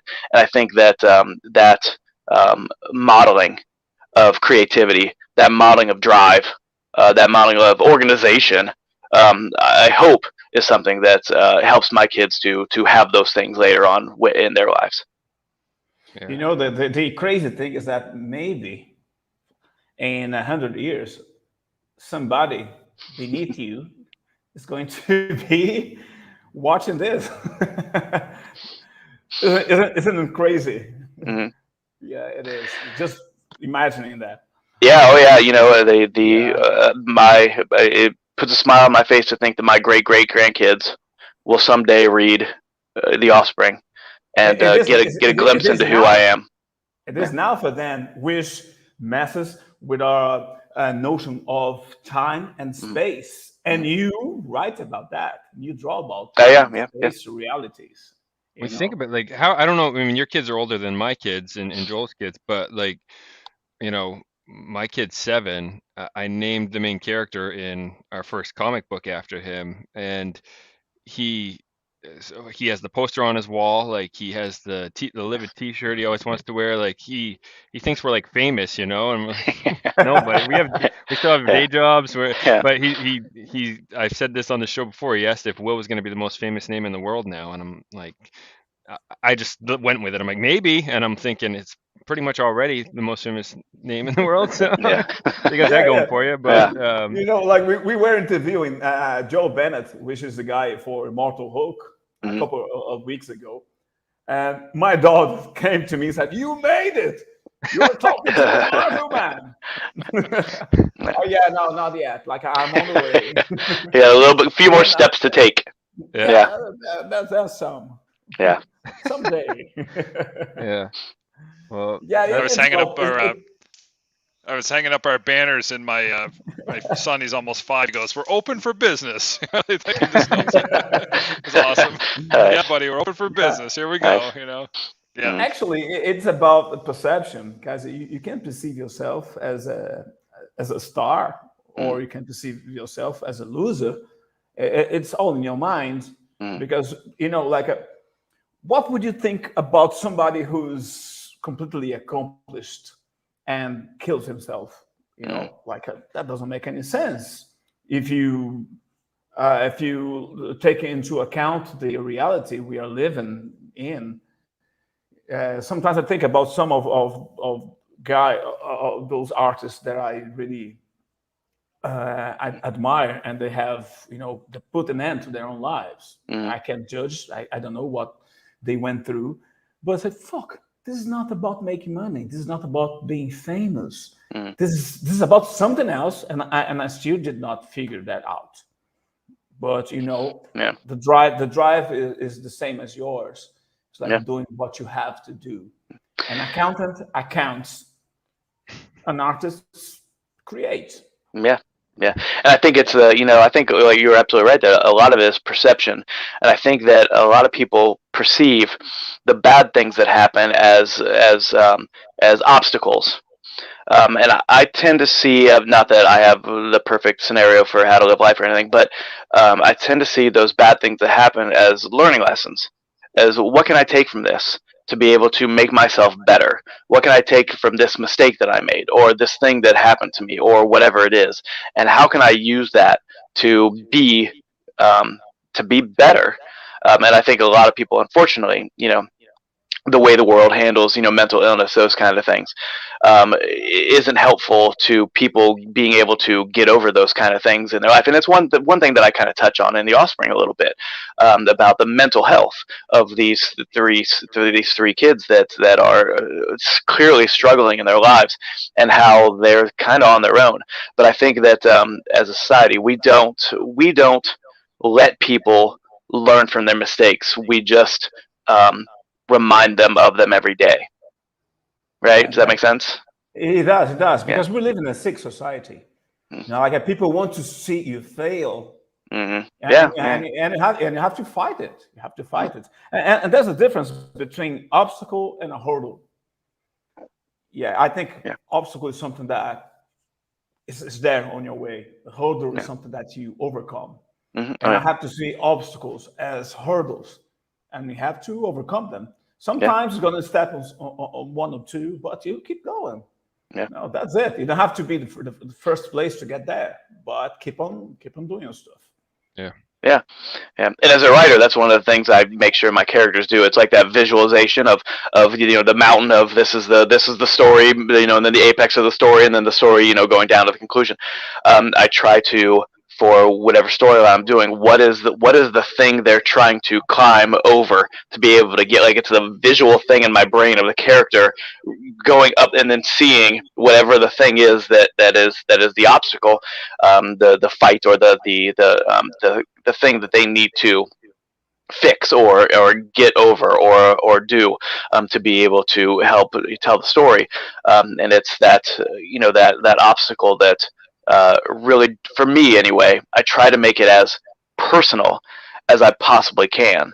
While big time superheroes are really fun, a lot of times those obstacles that they're trying to pass by, they aren't personal to them. It's just them trying to save the world from the bad guy, and there's no connection to those people. That's not every case, every scenario, of course, but I think that that's one thing that as an indie creator, is something that indie creators do very, very well on most levels, is they try to make it very, very personal, because those are the kind of stories that bring people in, because they can see a little bit of themselves in whatever that problem, whatever that character's problem is, or whatever the issue is that they're trying to deal with. And that's one thing. While we can see a little bit of ourselves, hopefully, in Superman, a little bit of ourselves in Wonder Woman, or whoever it is, seeing the flaws in others helps us to maybe feel a little bit better about themselves, while trying to continue to build everybody up and not break everybody down. Yeah, we've talked about that on the show, actually. Joel said, when you look at what we're doing with the Livid stories, at least up to this point, it's a lot of that human element, right? It's not necessarily. I mean, I would love to write a superhero story if I could figure out a way to tie that all in, right? Yeah. But like, if you have a normal person that's going through something, and something extraordinary is happening in their situation, and just figuring out the hero's journey story arc, and like you just were saying, right? Like, what are they trying to get to? What are the obstacles in the way? How are they going to overcome those obstacles and come around and get to the climax and figure that all out? So like, there are a lot of cookie cutter stories out there that don't do that, exactly like you just said, right? It's just hero trying to save the world. There you go. But they got to have that, again, that inner demon, or that, whatever they're trying to overcome within themselves to get there. So and that's one of the things that I try to really focus on in my one-shot series. Like I said, I have 4 one-shots out, and the first one I put out was called Shady Lady, and I'm very much a fan of 40s, 50s, 60s noir thrillers. Alfred Hitchcock presents Twilight Zone, a bunch of Frank Sinatra movies, Lady in the Lake. Suddenly, Here to Eternity, I love that. Here to Eternity, great movie. So I wanted to do a very dark noir thriller, but I wanted to have a contemporary twist on it. So it was about the time. This was about a year and a half ago that I put Shady Lady out. Wow, was that long ago? And I was seeing all these things in the media, all these people fighting about, what I thought were ridiculous things to fight about. People, protesting things that they thought needed to be protested. So I said, well, I want to try to take these contemporary elements of something that's going on right now, and unfortunately, been happening on some level for the last 100 years. And I wanted to wrap a story around this character who's dealing with these contemporary issues. So what I did was I tried to have this character be placed in the little vignettes of story, and then move her story along as she went. So she was somebody who was a very flawed, no superpowers, anything like that. It's just a regular person, regular people. And she was going through New York City, seeing these problems that needed to be fixed, or seeing these issues that needed to be addressed, or seeing people not treating other people the way we should treat people, and doing what she could, for good or bad, to be able to maybe adjust the perspective we were talking about, but adjust the perspective of certain people. So then as the vignettes kind of move forward, at the end of the story, we start to see why she's doing what she's doing, and why she got to this place to begin with, this struggle that she had to go through to be able to get to this place. And I think the ending of that story is a very, very very Alfred Hitchcockian ending. So if you like this sort of thing, to be able to do it, but it's taking, again, that old idea of that noir thriller, and for me anyway, putting a contemporary twist on it. That was something that I really cared about, because it was things I was seeing in society today, every day, unfortunately, on some level. That's great. That You obviously like have a lot of storyline. you obviously have a lot of ideas, David. Would you ever see yourself bringing in other artists to help them become a reality, or are you stuck on kind of just being in charge of all of it? I like bringing in other writers to help with whatever story that I might have. Like if I know there's a creator out there that I think that will mesh well together, or bring an insight to a story that would make the story better, bring a different perspective than what I have, I'll call up that writer and I'll say, hey, do you want to collaborate on this? The great example is the last one shot I put out called The Sock Hop Killer. And I was a big fan of Freddy Krueger, Mike Myers, Jason Voorhees. I was going to pull that Love up him. here. Yep, there she is. Pull it up on your site. Yeah, and scroll down a little bit, John, so we can see that. And I wanted to come up with that like iconic looking killer type thing. And so I thought I've never really seen a female. I know that Friday the 13th, the first spoiler. Sorry, the first killer was the mom. I know that, but never in this very stylized way. So I thought, for me, I'm a big fan of 50s doo-wop, that kind of music and things like that. So I'm like, this could be a great way to be able to not only create a killer in the same vein as Freddy or Jason, but have it be seen in a different way. So the story kind of goes through generations. Well, I called up a buddy of mine Paul Dolsky, who does the Everything Horror podcast. And I said, hey, I've got this story idea. And he writes and produces movies also. And I said, I've got this story idea, but I'm kind of having trouble, with the arc. I'm kind of having trouble with the meat of. I've got a great visual. I've got the cool killings, the way the character's going to use their weapon to be able to kill these people. But I don't really have the why of it. And it was just one of those things that if I would have sat and thought, for a couple of days, I probably would have come up with something. But it was like, why not, pull from this creator that I know does a really good job. So within 10 minutes of us talking on the phone, me kind of going through the 50s idea and the look of the character with the poodle skirt. Within 10 minutes of talking about it, he had solved the problem for me, and I said, great, let's do this. And he typed it up, and I drew it, and it's I think a great little love letter to those 80s kind of Nightmare on Elm Street and Friday the 13th type killers, but with that twist on it that'll make it a little bit fresh for readers who have seen that kind of thing, but also recognize those tropes inside of a thriller like this, a slasher thriller like this. I was looking at that one earlier today. Actually, that one stood out to me. That looks pretty cool. So, who is Macaulay? Chris McCauley is the colorist that I've had on for issues 14, 15, and 16 of The Offspring, and he did an amazing job. He, like I said, has worked with Disney for some costume designs on The Mandalorian. He's worked with Marvel on Spider-Man. He's worked with Boom Studios. He does a lot right now with Bram Stoker, the son of Bram Stoker, who actually I think it's grandson at this point, Dracula.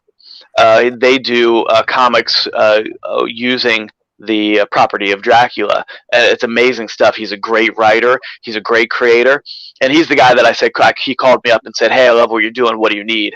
I said, I need a colorist to help me out to fill in the gaps a little bit, or to speed up my process a little bit. And so the colors that he put on, especially issue 16 of The Offspring, was, I try to make my style. They're very dark concepts that I try to get through into The Offspring, that I get through in The Offspring, but I try not to make my style too dark, my actual drawing style too dark. But the way that he incorporated the colors to be able to pull out that darkness while still having a fairly solid, I don't want to say, my style is somewhere in between realistic and cartoony. And I do that on purpose, because the concepts and the themes that I introduce in my story sometimes are so hard to deal with. I don't want it to be too realistic, because I want it to be accessible to people who would be pushed away by those kind of really dark themes, or those kind of very, very personal incidents that happen to these kids.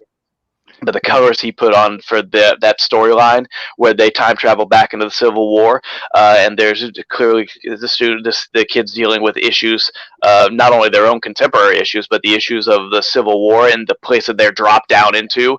The colors he really brought out just a flash to the storyline that took it to the next level. I love the way those books turned out. Yeah, it looks great. It looks great. And it's nice that you credited the colorist on the cover, because we don't often see that.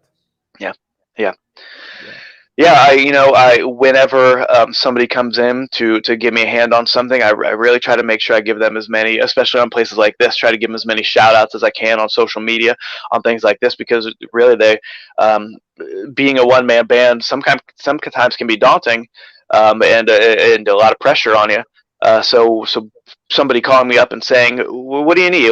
I like what you're doing. I want to be a part of it, is not only a good kick in the right direction, you know what I mean, but also that a way to be able to have me be able to put out a couple 24-page one-shots throughout the year also. So it really does help me to not only create more content, but to be able to focus what it is I'm doing when it comes to the writing and the pencils and the inks. Yeah, sure. It's it. Yeah, I mean, even when we had Joe Bennett on too, he called out his colorist. Like, again, it's just, I mean, that someone like of that stature calling out their colorist, saying how great of a job they did, like that could get them more jobs, like, so it's crucial. So that's cool that you did that there. I wanted to oh shoot, I had it pulled up and I had a question, but I didn't want to cut anyone off. No, don't worry about that. Yeah, no, right. Oh, yeah. Oh, so the omnibus you got going out here. So I see August 2021. Is that officially? It's out. It's out and ready to go. That's first 13 issues. What I'm calling season 1 of The Offspring. So it's collecting the first 13 issues, and I think it not only shows the story that I want to tell, but also shows my growth and progression as a storyteller, an artist, and a writer. And it's I think it looks great. A lot of people will say, you write your first 4 or 5 issues, and then you get to issue 20, and you want to go back and fix all the problems that you see, And I think it doesn't matter. Issue 20 might be the best looking book I've ever put out, but I get to issue 40, and then I'll want to go back and fix the issues in issue 20. So it's really as a struggle, especially for artists who are perfectionists, which is all of us, to not go back and say, oh, I could have colored that a little better. Oh, I wish that, this background had this thing in it, or whatever it is. But I'm not going to do that. I'm going to move forward, and I think the book is a great representation of the story that I want to tell, and it again, it shows my progression as a creator, and as an artist, and as a person, and I'm super, super proud of it. Yeah, I love seeing progression in art and stuff. I experienced that. Some of my favorite artists, I've experienced that, and it's good. I mean, that's natural. I mean, you see that with the only thing I can really liken to that too, though. Sometimes musicians will have a killer first album, but their sophomore album kind of tanks, right? So it's kind of like they digressed a little bit. It's like, man, just keep doing what you were doing. You were spot on. Just like you run that. So then eventually they kind of come back around and get to their roots. I think there's so much pressure, especially on a second release. I'm going through that right now, but I don't really feel that pressure. I'm actually, feeling a little bit better about my art on too. And maybe John has a similar experience with his writing too, because when he presented Yule to me, it was off of a novel originally, not a comic. So we had to have that learning curve, how to adapt with that. So we had a little bit of clunks along the way, and but I think issue 2 is more smooth now, and you learn your process, right? So that becomes more streamlined as well. So I guess that could lead me to my next question too, is take us through your process a little bit. Do you do everything, analog pencil, analog ink, then go digital, or tell us a little bit more about how you approach getting everything to this final product that we see here? Yeah, like I said, I'm pretty traditional. I do pencils, inks. Actually, I'm working on issue 17 right here. I've got pages, so I will do. So this is just paper and pencil. So I'll have, if I can hold them up here. These are my pencils for not very dark. I do very loose pencils. Just because I know what I'm doing. I know what I'm going to do. I know what I want to do with it.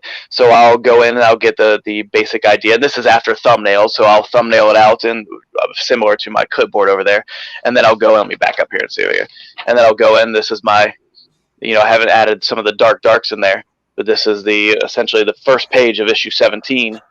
And I'll go in and then I'll scan this in the computer, and then I'll start to really clean up the inks. And there are times in my inks where I know I'm like, I want to fix that. I'm like, I'll fix it when I get into the computer.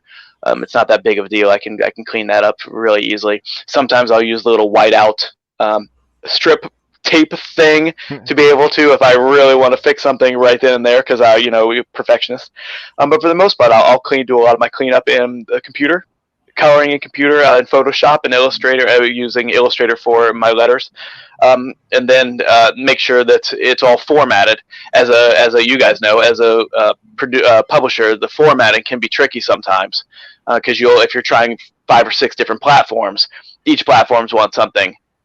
Even if it's a little bit different, it can completely change how you format the book. Yeah. So that's one thing that in the last 5 or 6 years I've gotten a lot better at. The first year was a nightmare because you're trying to really format those books and to be able to make sure that they're ready for Comixology or Lulu or for Amazon or for whatever it is you may have your books on, and that can be a tricky process, but a fun process and a learning process. And I think I've got myself pretty well streamlined where I can get my books onto all of those platforms fairly quickly once I have them all completed. So it's for me, the process, the longest part of the process is always if I'm coloring the book myself, coloring the lettering. I'd say that if you get the omnibus and you see from issue 1 to issue 13, I would say that issue 11, 12, and 13 are the best visually looking books that I've ever put out. I think it starts where the story starts to break wide open to a more cosmic scale, and we start to learn a little bit more about these creatures that are like stalking the 3 main characters. But my lettering, I think I have improved tenfold. I was talking to at a convention, this was about 1.5 years ago, Mark Waid, the writer Mark Waid, who is one of my favorite writers in comic books. He's right. Yeah, great stuff. Right. And he was so gracious with his time, just sitting and talking about the writing process and talking about everything and looking at my book and saying, oh, I like this. Oh, this. Why did you do it this way, or whatever it was? And he was talking about lettering. And I said, lettering is a tricky thing to learn. It really is an art form in and of itself. And he said, I would say that lettering, most people as publishers should go out and find a letterer that they hire to be able to do it, to make sure. And I thought about that, and I said, I 100% hear what you're saying, but I want to be the guy. You know what I mean? And I can't do that unless I do it. And I would say that by issue 4, I really found my niche with lettering to make it the way I wanted it to look, but also to be able to tell the story, to be able to make it look clean, to be able to have people not notice the lettering. That's what they say, to make sure that you have the lettering there. But if it starts to look, if people start to notice the lettering more than the artwork, then you've got a problem. But I would say that issues 10, 11, 12, and 13 are probably the most visually the best books that I've ever put out. And that's with the Civil War stuff that came out. I keep saying to myself, how am I going to do this better than I'm doing it right now, because they look really, really good. And issue 17, I love the way it's turning out. I always walk out of my den and I tell my wife, "Oh, that's the best page I've ever drawn." And she said, "David, you say that all the time." I'm like, "Oh, good for me." That's a good thing. Yeah. Good for me. Yeah. I used to say that the biggest challenge is like to make the new page better than the last one. Yeah. Like I want to fool myself into that. Yeah, it's tough, and it's tough. You're like, okay, I can make that camera angle better. I can make that pose more dynamic, or whatever it is. And sometimes you have to say that panel is not the end all be all of the story. That panel tells the story. You're fine. Move on to the next panel, which is hard sometimes. You got to go simple sometimes. Oh yeah, Otherwise, you will embellish that too much, and you sacrifice the story. Yeah, when I start like second guessing my panel, I go, is the anatomy correct? Yes. Does the background show clearly where they are? Yes. Did you leave room for lettering? Yes.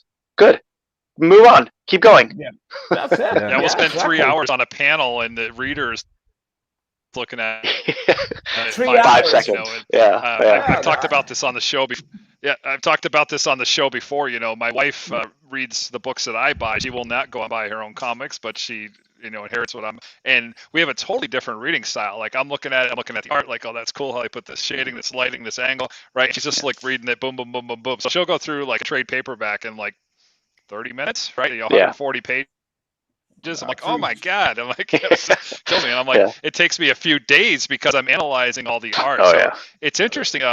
Totally different experience, I think, for an artist reading something like that than it is for somebody that's more into, she likes novels and reads those kind of things too. So your audience is always going to change to different people looking at it. So for us, we're really, looking at more of the technical. I talked about this on another show too, is that an artist will never have that enjoyment of just looking at the art for what it is. We're always thinking about the technical aspect of it, right? Like, exactly. How did they pull this off, and what were they thinking about that? Even like if we go to a museum and see a painting, like I'm looking at, okay, how did you get this medium thinned out to make that kind of effect? And like a person that has no experience creating art just goes and sees the painting. Like, so we'll never be able to have that enjoyment, I guess, of just looking at it. So there's something kind of to that also. But yeah, to your point, you spend forever on a page or a panel, man. And it's like, the reality is 80% of people are blowing right through that thing, and if you get in the ballpark, they're going for the ride, right? So and as a creator, you're always thinking foreground, middle ground, background. Foreground, middle ground, background. What do you got going in there? Foreground, middle ground, background. It can be, like I said, I don't know how the normals do it and just live their lives. Having these things in their brain. And it's hard. All that foreground, middle ground, foreground, background. It's hard to make a super dynamic page too if they're just if there's just two characters talking, right? I mean, how do you make that a dynamic page? You got 6 panels of talking back and forth. How do you really? Yeah, so I mean, I don't think talking about Ruggiero's point there, it's hard to beat the last page if you had this killer scene where it's like the guy's getting blown to pieces, and next thing you know, it's just dialogue. It's like, okay, I don't think that one's gonna live up to the last page, right? So I think you need that crescendo down. You need that cool down moment though sometimes, right? Like you need you have that big epic scene, like you need the next few pages to be conversational, and so I I mean, I'm not drawing it, but even writing it, it's the same thing, right? It's like, Yeah. oh, this epic scene just happened. Like, okay, I need to end this because I'm going to tell too much of the story and I need to save it for future issues. So we Yeah. need to cut this short. Like, Oh, so, yeah. Oh yeah, keeping it simple is one thing that because clearly I have I have an over like 50 issues where I'm trying to tell the story, and there are times where I'm like, oh no, pull back. Like I'm giving too much information. I'm like, oh no, pull back. That's 10 issues down the road where you're giving that information away. Stop telling them that. So I did something on my last issue 16. I ended the page. I really love in the writing and the drawing. I really love the beginning page, whether it's a splash page or there's one or two panels or whatever it is. I really love that beginning page, and I really love the end page to be able to have them turn to and go, oh, that's a really cool splash page, or that makes me want to look at the next, go get the next issue. I did something a little bit different, and writers do this all the time, but I had never done it. I ended the last page not as a one or two or three panel kind of a big panel splash page and then a couple little inserts in there, but I did it just as a normal page, and I actually ended the last page with a joke, which I had never done before. And my editor, we were back and forth. Can we put it 3 pages before? Do we need the joke at all? Do we need is it something that needs to be in there? And I realized that the character that told the joke is that person who is completely inappropriate in all aspects of their life. They don't have that filter in their brain. The character doesn't have that filter in their brain, and these 3 characters were just shoved back into the 21st century from the Civil War, and this character, there's like big things happening, and their next step is going to be even, I mean, if you can believe it, more complicated than time traveling back to the Civil War. The next step is going to be even more complicated for them. So for me, it was realizing that character is doing what that character does. That character is dealing with that situation, that heavy situation, through humor. And once I realized that, I'm like, yes, that's exactly what that character would do in that situation. That character is making themselves feel, relieving the tension in themselves by making a dumb joke about something, still connected to everything that just happened, but making that dumb joke, and the other characters are like, now is not the time for this dumb joke. We got to move forward into this new thing that's going to be happening. And it was, quite honestly, it was very freeing as a writer to be able to say, oh, great, I can end on a joke instead of that's a big, bad, woo, ha, ha, ha situation. And it was, I thought, a great way to be able to end that bookend that 3-issue miniseries, a 3-issue storyline. With that character doing something that character didn't even realize he was just doing what that character would do, and that was fun for me to be able to realize that it wasn't me writing; it was the character talking. Yeah, that's Yeah. when you hear Stephen King talk about how he writes, he does not like plotting it all out up front like a lot of authors do. He said this so many times in interviews I've seen where he obviously knows where he wants the book to end for the most part, but like he lets the characters dictate the story when he's writing it. Like, what would this character do in this situation? If he outlines it all, he can't change that as he goes. I mean, obviously he could, but he talks to, if you outline it, like then you're just building it up from the beginning. But like if you're writing it to get to that conclusion, like you might even change the end of the book at that point because this character wouldn't do this or whatnot. So that definitely is fun. That's a good segue. I wanted to, obviously from the writer perspective, Joel, I don't know if you can share the screen. So I saw that you had a novel up on your site. So I want to talk about that a little bit too, because I will admit, so like my dad was obsessed with Westerns growing up. I hated them as a kid. Now I love them. Like now I've told Joel so many times, like I am going to write a horror Western comic series for Livid. Like I want that so bad. Like, so tell a little bit about this. So you obviously, you wrote this. How long ago did you put this out? So it was a little bit more than a decade ago now. I had always been kind of compiling these stories and always kind of felt comic book stories, compiling them and knowing that I wanted to put them in comic book form at one point. But I had this story, big fan of Westerns, loved Jimmy Stewart, John Wayne, She Wore Yellow Ribbon, The Shootist, Rio Grande Tombstone, loved TV shows like Have Gun Will Travel, Bonanza. Just grew up watching all this stuff, and my wife makes a joke when I said I'm gonna write this book, and I was telling her about the story, and she looks at me and she goes, you know, you're the only person in the world that would write their first book in a completely dead genre. Nobody's making Westerns anymore. I said, well, this is the story I want to tell. So and she was completely, she was always 100% behind me. But so when I kind of did it in a way that I knew that I was looking to be able to make sure that I could do it, I guess. So this was kind of like a preamble to doing a 50-issue series as a comic book. I said, if I can sit down and I can get this novel from beginning to end, and I can write a not just a cohesive story, but one that has a lot of fun things that I would want to see in a Western, things that I've never seen in a Western, and different things, and have a really fun, different kind of ending, then it'll be one of the things that will give me the confidence to be able to start really creating those stories in comic books.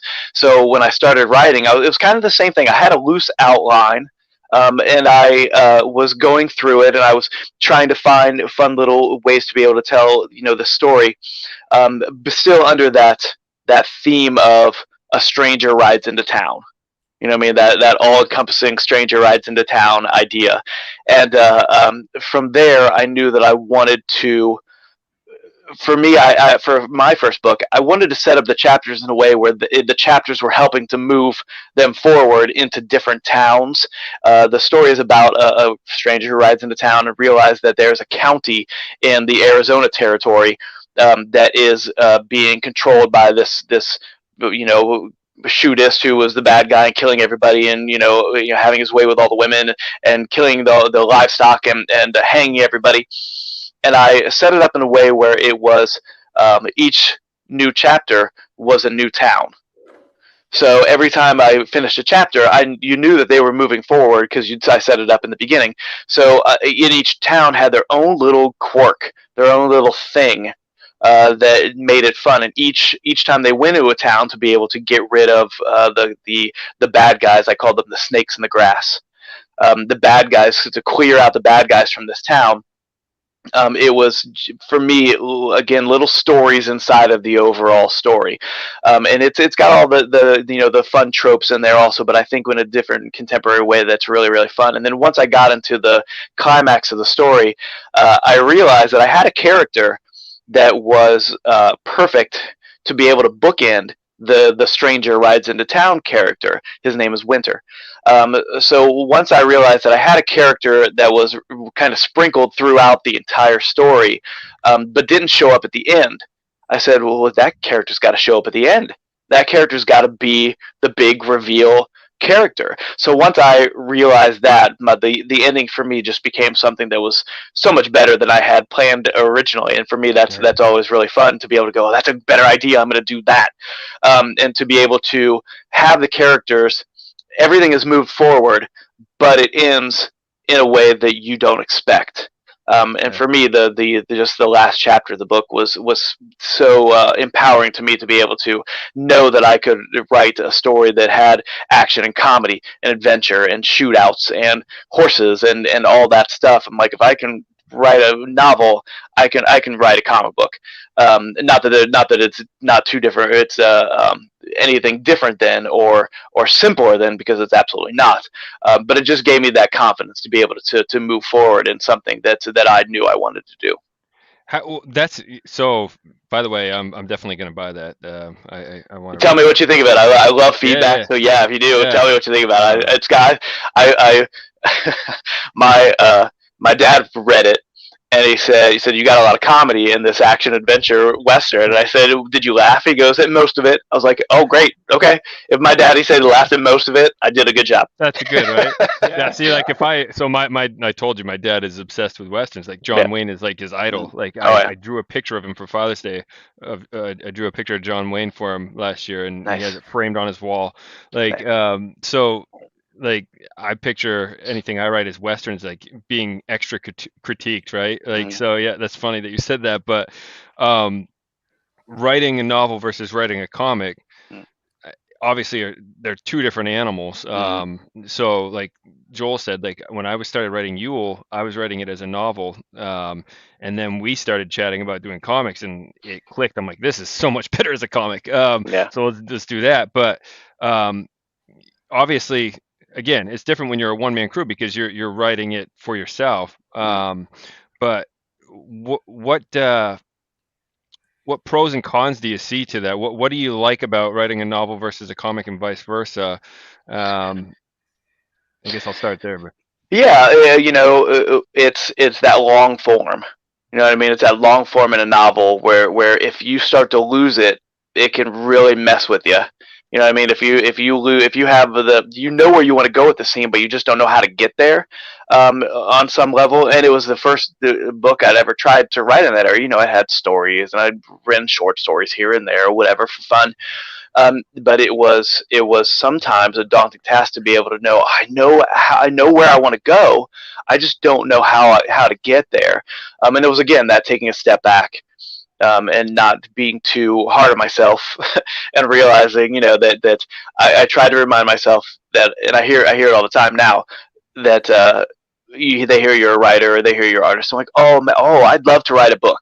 What do you think of this story? This is my story that I'm going to write a book on. And I hear it all the time, and I think everybody's got that one. You know what I mean? Like, as a writer, you hear everybody's got that one story that they want to write down, but they just don't for whatever reason.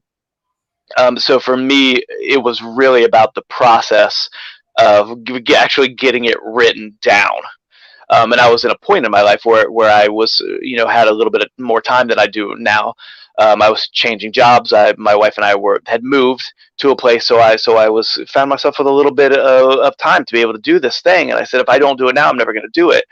And it was definitely the hardest part about it for me was making sure that I didn't lose the plot inside of the mini plots.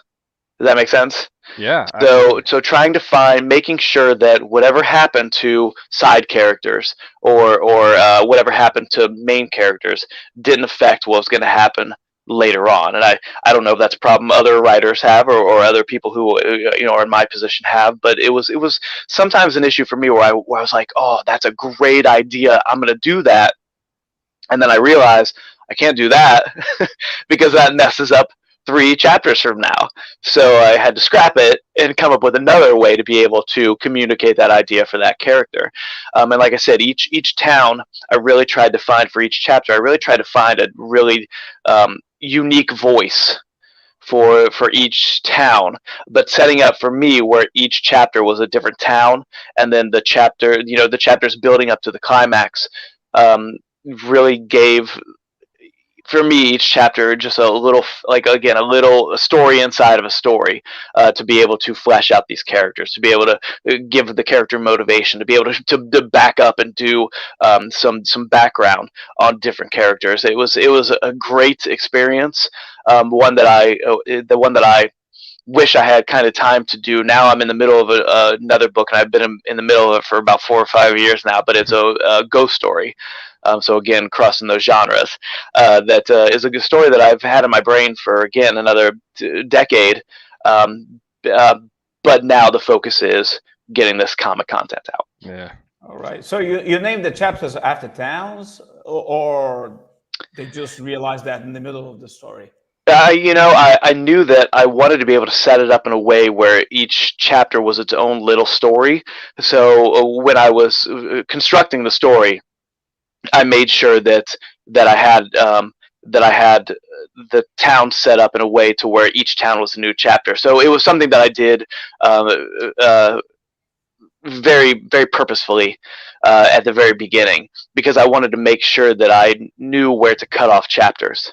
As a a new writer, you make those decisions and you think, where do I stop? How do I stop? If you're just typing away, where do I take this character? How do I know when this part of the story is done? And maybe that sounds a little elementary to some people, but for me as a new writer a decade ago, it was something that I was very concerned about. So knowing that all the chapters don't need to be the same page count. They some chapters could be a little longer than other chapters, but having that stepping stone for each step of the plot really helped me to organize what I wanted to do with these characters in the book, and I think it turned out really well. I'm super proud of it.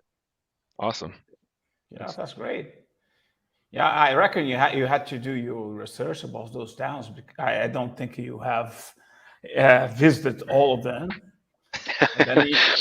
Well, the county itself is made up, so the towns are made up. But fun little way that I named the towns. If somebody's kind of digs a little deeper onto the names that I gave the towns, and little aspects of they're sprinkled in little things from not my childhood and from those westerns that I really loved growing up, sprinkled in there to be able to for anybody who knows me and knows that I like those things, and my brothers and sisters growing up would get a laugh at if they noticed it.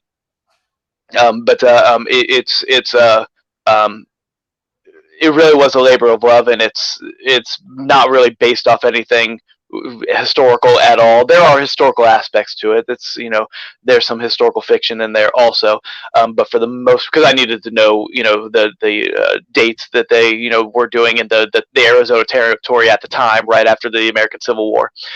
So to be able to know that that era was super important, but I don't work really hard to get in a lot of historical fiction, just enough to make it realistic. Yeah, that means that you had some fun, making your own towns, your own people, your own costumes, and everything. That's if you want to go to the real thing, read the history books. Yeah, it's not your job. Yeah, I see you have that in your background, He-Man, and it's just a silly question, but what do you think about the reboots? I really enjoyed it. I try as a creator not to judge too harshly other people's creations. Even if it's something that was beloved from my childhood, because like I've already mentioned He-Man once in this couple hours we've been talking, but I understand why people were frustrated that a story that was seemingly supposed to be about He-Man didn't have much He-Man in it. Yeah, but they killed him. Hey. Yeah. Here's what spoiler alert. It really was a story for me. It was a story about the sacrifice of a hero, and then having another hero rise to the occasion, which was Teela, of course, and a lot of people were upset by that. But for me, I tried to really thinking about how they used He-Man, but to be able to take an existing franchise and take the two best characters from that franchise, He-Man and Skeletor, and essentially remove them from the franchise in the beginning, and all the side characters still be able to carry that show, says a lot about a cartoon that's just supposed to sell toys. Yeah. It says a lot about those characters that were built from 160 episodes that were just designed to sell toys to 12-year-olds. And I think that to be able to take Skeletor and He-Man out of Masters of the Universe and still tell a good story with those side characters says a lot about the characters. And for me, to be able to bookend with He-Man and Skeletor's death, and then He-Man and Skeletor's return, spoiler, sorry for anybody who hasn't seen it yet, at the end, we don't know what the next step is going to be. You know what I mean? That's what I was just gonna say. We don't know where the story arc's going, so give it a break. You know, let's just see how this thing plays out, right? Like exactly. Yeah. And He-Man sacrificed himself 4 times in the span of those, what was it, 6 episodes, something like that. He sacrificed the love of his father because he has to act like a dullard as Adam, right? He sacrificed his own friendships with Tila, with other people that he had lied to. He sacrificed physically. He sacrificed himself to die for the Eternia, but then he sacrificed his place in heaven, essentially, to be able to go back and continue to be that hero. So a hero that is a character that's barely in the show had a chance to be able to show what a hero was 4 different times. I think says a lot about, again, a character that's supposed to just sell toys to kids. And I always make the joke, but it's not really a joke. I learned about more about morality from He-Man and Superman than I did anywhere else as a kid.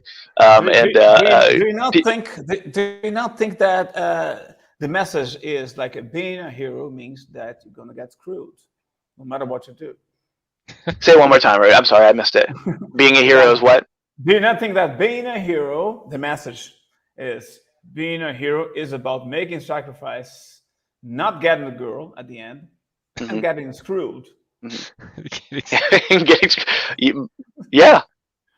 I mean, if the ultimate sacrifice is something that the true hero needs to do to be able to make sure everything else is safe, and I think that on some level they're clearly building up the Tila character for a storyline that was in the original Masters of the Universe, being Sorceress's daughter, and clearly being the next in line to be the sorcerer.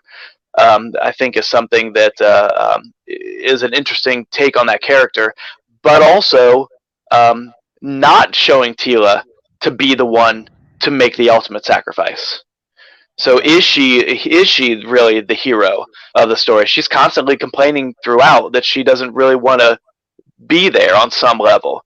You know what I mean? And it's that ragtag group of bad characters and evil character, or good characters and evil characters that really blurs that line of good and evil. Because who could say that Evelyn and they had Evelyn and they had that I think it was in Tila's quest, they had Evelyn do the same thing where she clearly wasn't just a bad person, but doing things that she thinks is going to be best for her own survival. And I think that those are important themes throughout He-Man, throughout a lot of stories.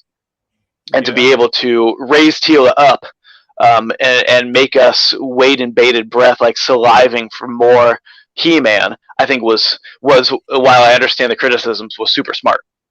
I'm messing with you because I really love that series. It was great. And I think it was designed for us because we have matured. We're not kids anymore. And they know their audience. They know that is not for kids. That's for us. Yeah. And I was surprised because I didn't expect that. I think they took a really great plot direction, and I was surprised that something bad happened to He-Man, because He-Man was indestructible and he was bad at the end. Sorry, John. I knew that. I unfortunately everything's already been spoiled in this day and age, right? Yeah. Well, it's not a sacrifice if the hero doesn't sacrifice, right? You can't show the greatness of somebody if there's no greatness to achieve. So being a hero is not easy, guys. You have to make sacrifices. Well, so I did a masterclass from Dan Brown, and he talked about how you always got to give the reader what they want, but you got to get there in a way that they don't see coming. So just give it time, right? Like obviously we know at the end, even though I haven't seen it, I know what happens. This isn't a 1-season story arc. Like, let's see where this thing goes. Like, more than likely they're going to get you what you want, but you just gotta be patient. Like, so many people jumped on it, but and they couldn't, from the original way the series was set. The original series was set up, as a kid you wanted to see Adam pull the sword out. By the power of Grayskull, I have the power. The best episodes for me were the ones where they did it more than once. like, oh, we get to see it again. Yes, that as a 12-year-old, right? But that's not going to work in the 21st century. That's way of doing it's not going to work. So to be able to bookend it with that amazing transformation scene, and I love the way they changed it. I love the way they made it classic, but still changed it enough for the 21st century. And then the beginning of that transformation scene and not being able to finish it, I think, like I said, I think it was great. I think it was great. Yeah. And I love Kevin Smith, for all the criticisms for Kevin Smith, where he, takes and steals from other things, and maybe the Jay and Silent Bob's movies have gotten a little bit sophomoric, whether you like that or not. You look at Clerks and then you look at Jay and Silent Bob Strikes Back. There's clearly a tone shift in there, whether you like it or not. I think that he knows his stuff when it comes to telling a story. Yeah. And especially superhero type stories like this. And I'd love to see him be able to take over something for like DC and see what he would do. Comic books. Yeah, he really is. So I agree. I'm excited for Clerks 3, by the way. Just a side note, but and that's one detail that's very important. They made Adam completely different to He-Man. Oh yeah. Because in the old series, Adam was a fucking huge guy. He was how can you not know they're the same person? But he would just get darker, dark skinned, and then he's He-Man. Now it's different. Adam is another person. Yeah, I think that was something really clever. Yeah. And what they really did really well was in the afterlife, all the other He-Men and women, chose to be their He-Men and women selves in the afterlife, while they made a point to say Adam chose to just be Adam. Because that was another underlining theme throughout the original series also, was that Adam was struggling to be able to be the hero himself. He wanted to be he wanted to be the one to make the sacrifice. He wanted to be the hero. He wanted to be the one to earn the love and respect of his father, but he couldn't do that and still keep his kingdom safe, because if they knew He-Man was Adam, just like the Clark Kent Superman thing, if they knew He-Man was Adam, the whole thing would be destroyed. So it's that great dichotomy of the weakling kid wanting to be the one to be the hero, but knows that he can't tell his secret to everybody, or else they'd wreck everything. Exactly, I agree completely with that. Because that shows that he was more than the strong man. He was more than that powerful character. And it shows a weakness with the other He-Men, the Wundar and I can't remember, the Gray Skull, and the other characters. It shows a weakness that they were not comfortable in their own skin. That they had to be these He-Man women characters, and it really shows that Prince Adam is really starting to become a full-fledged person all by himself, without needing the sword and the powers and the big rippling muscles and all that kind of stuff. So I mean, for me, layers upon layers of a series that already had layers, again, for just a 30-minute toy commercial. Yeah, right. Yeah, exactly. I had all the toys. I'm gonna watch that again. I had all the toys when I was, Yeah, I don't know if you can see them. I've got them all. I'm going to buy them. I don't see them over there. I saw the one on the other side, but yeah. Oh man, I had the whole setup. Oh man, I don't have them anymore, which is sad. But did you watch the Toys That Made Us episode of that? I loved it. So cool. Yeah, loved it. Yeah, great stuff. There's a full documentary about it. It's fantastic. Yeah. That one and the Ninja Turtle one, like those are my favorite episodes. Good stuff. But it isn't amazing how something that started so small became that kind of huge stuff, and was like not connected to the DC or Marvel or anything. Became just this. It's a worldwide thing, because anybody in the world can recognize that character, those characters. It is just fantastic. Oh yeah. Yeah, and they have stood the test of time. because we're Oh, still talking about Yeah. it. I even love the horrible Dolph Lundgren movie. You know, I don't care. I to love admit that. on camera. Yeah. I went to the cinema. I spent money. I Yeah. saved money. And to a go Drew to the and a cinema. Drew Struzan poster. How could you not go to it? If Drew Struzan Oh, yeah. was a Oh, poster, right. you're going. That was I mean, great. that's how it was back then, right? So yeah. God, I Yeah. was broke, and it was my first date. I took my Seriously? girlfriend. Yeah, my first date. I took my girlfriend to see that. She hated it. Fun fact. Did you have a second date? Last date. Yes. Yeah. No, I didn't, because she wanted to get out. I said, no, I'm staying. I'm staying. And she left, and I stayed in there, and that was the last time I saw her. Nice. I fuck that, like shit. It was shocking. Really showing that chick Weird. where your priorities are. I love it. I paid $6 to see He-Man. I'm gonna stay and watch He-Man. Yeah, no, Exactly. I saved money for that. I paid mine and hers. Yeah, she knew where you stood after that. I think it was smart. It was horrible, Yeah. because This is I what you're think she hooking was your horse expecting- to, honey. This is the cart you're hooking your horse to. You're on for the ride now. If you don't want to have constant conversations about He-Man, Silverhawk, and Thundercats, then I'm not the guy for you. Put a dick in your shoe and beat it. I was talking about Dolph Lundgren because I'm a martial artist. I used to be. At the time, I was into Kyokushin karate, and he was a black belt. At the time, I said, "Did you know that guy? He's for real. He's a black belt Kyokushin karate." I said, "What?" All right, okay, let me out of here. Yeah. Now, being a nerd is always difficult. Take it to the ballet next time, Roger. The ballet's the move, buddy. That's you gotta suffer You never through know. it, but it pays dividends, right? You gotta get to a ballet. That's a pro tip for dating. So, Yeah, I'm gonna do that next No, time. I think Rogero is onto something. You take them to your interest, and if they're into it, you know you got something there, Yeah. right? So yeah. If they Bring can't the hang, fire. then Yeah. you Bring know the you fire. you dodged a bullet. Yeah, you're doomed. Oh man, That's a my good wife story. doesn't know what she's in for. Still, she's still trying to figure out what she signed up for. So 13 years later, she's Yeah.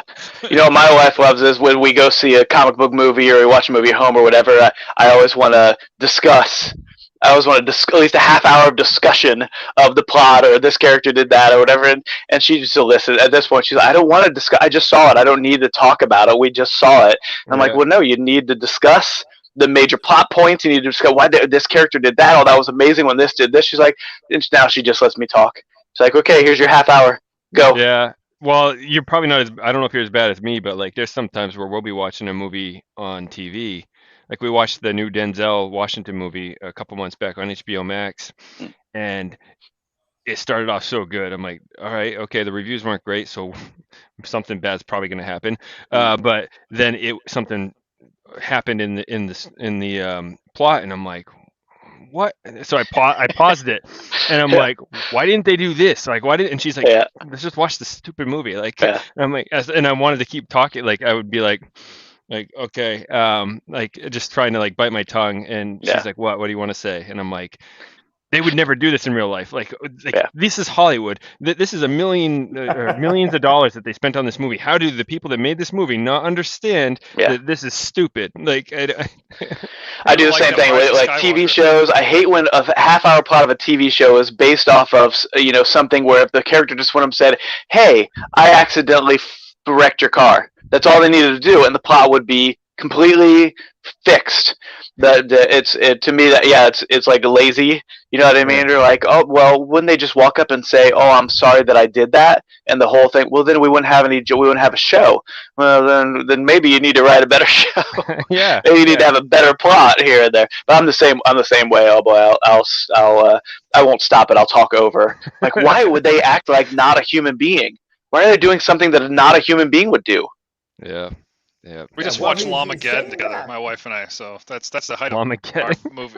Lamageddon, buddy. That's right up there. And Carousel is on the agenda, right? And That's funny. I'm gonna Velocipaster. watch that. I have Yes. it here. I'm gonna watch that. There's no Yeah. way in hell I'm getting my wife to watch Lamageddon. So, Oh, I'm gonna do it. And the sequel, Apocalypse. Right? You talked me into it. I'm gonna go right after this. I'm gonna go watch those. Oh, it's Amazon Prime for free, right? Is that? it's on Prime. It's on Prime for free. Lamageddon. Yeah. It's like I wanna get llamas on with the laser show. eyes. Yeah, probably they're going to pay you. Right, perfect. That Yeah. sold me. I watched the trailer. Isn't the tagline for that Lamageddon? Careful, they spit. That should be. I think No, it's that's- something about outer Let me space. pull it up. Oh, Let really? me pull it. Yeah, I'm like that's It a does have wasted opportunity. Can't.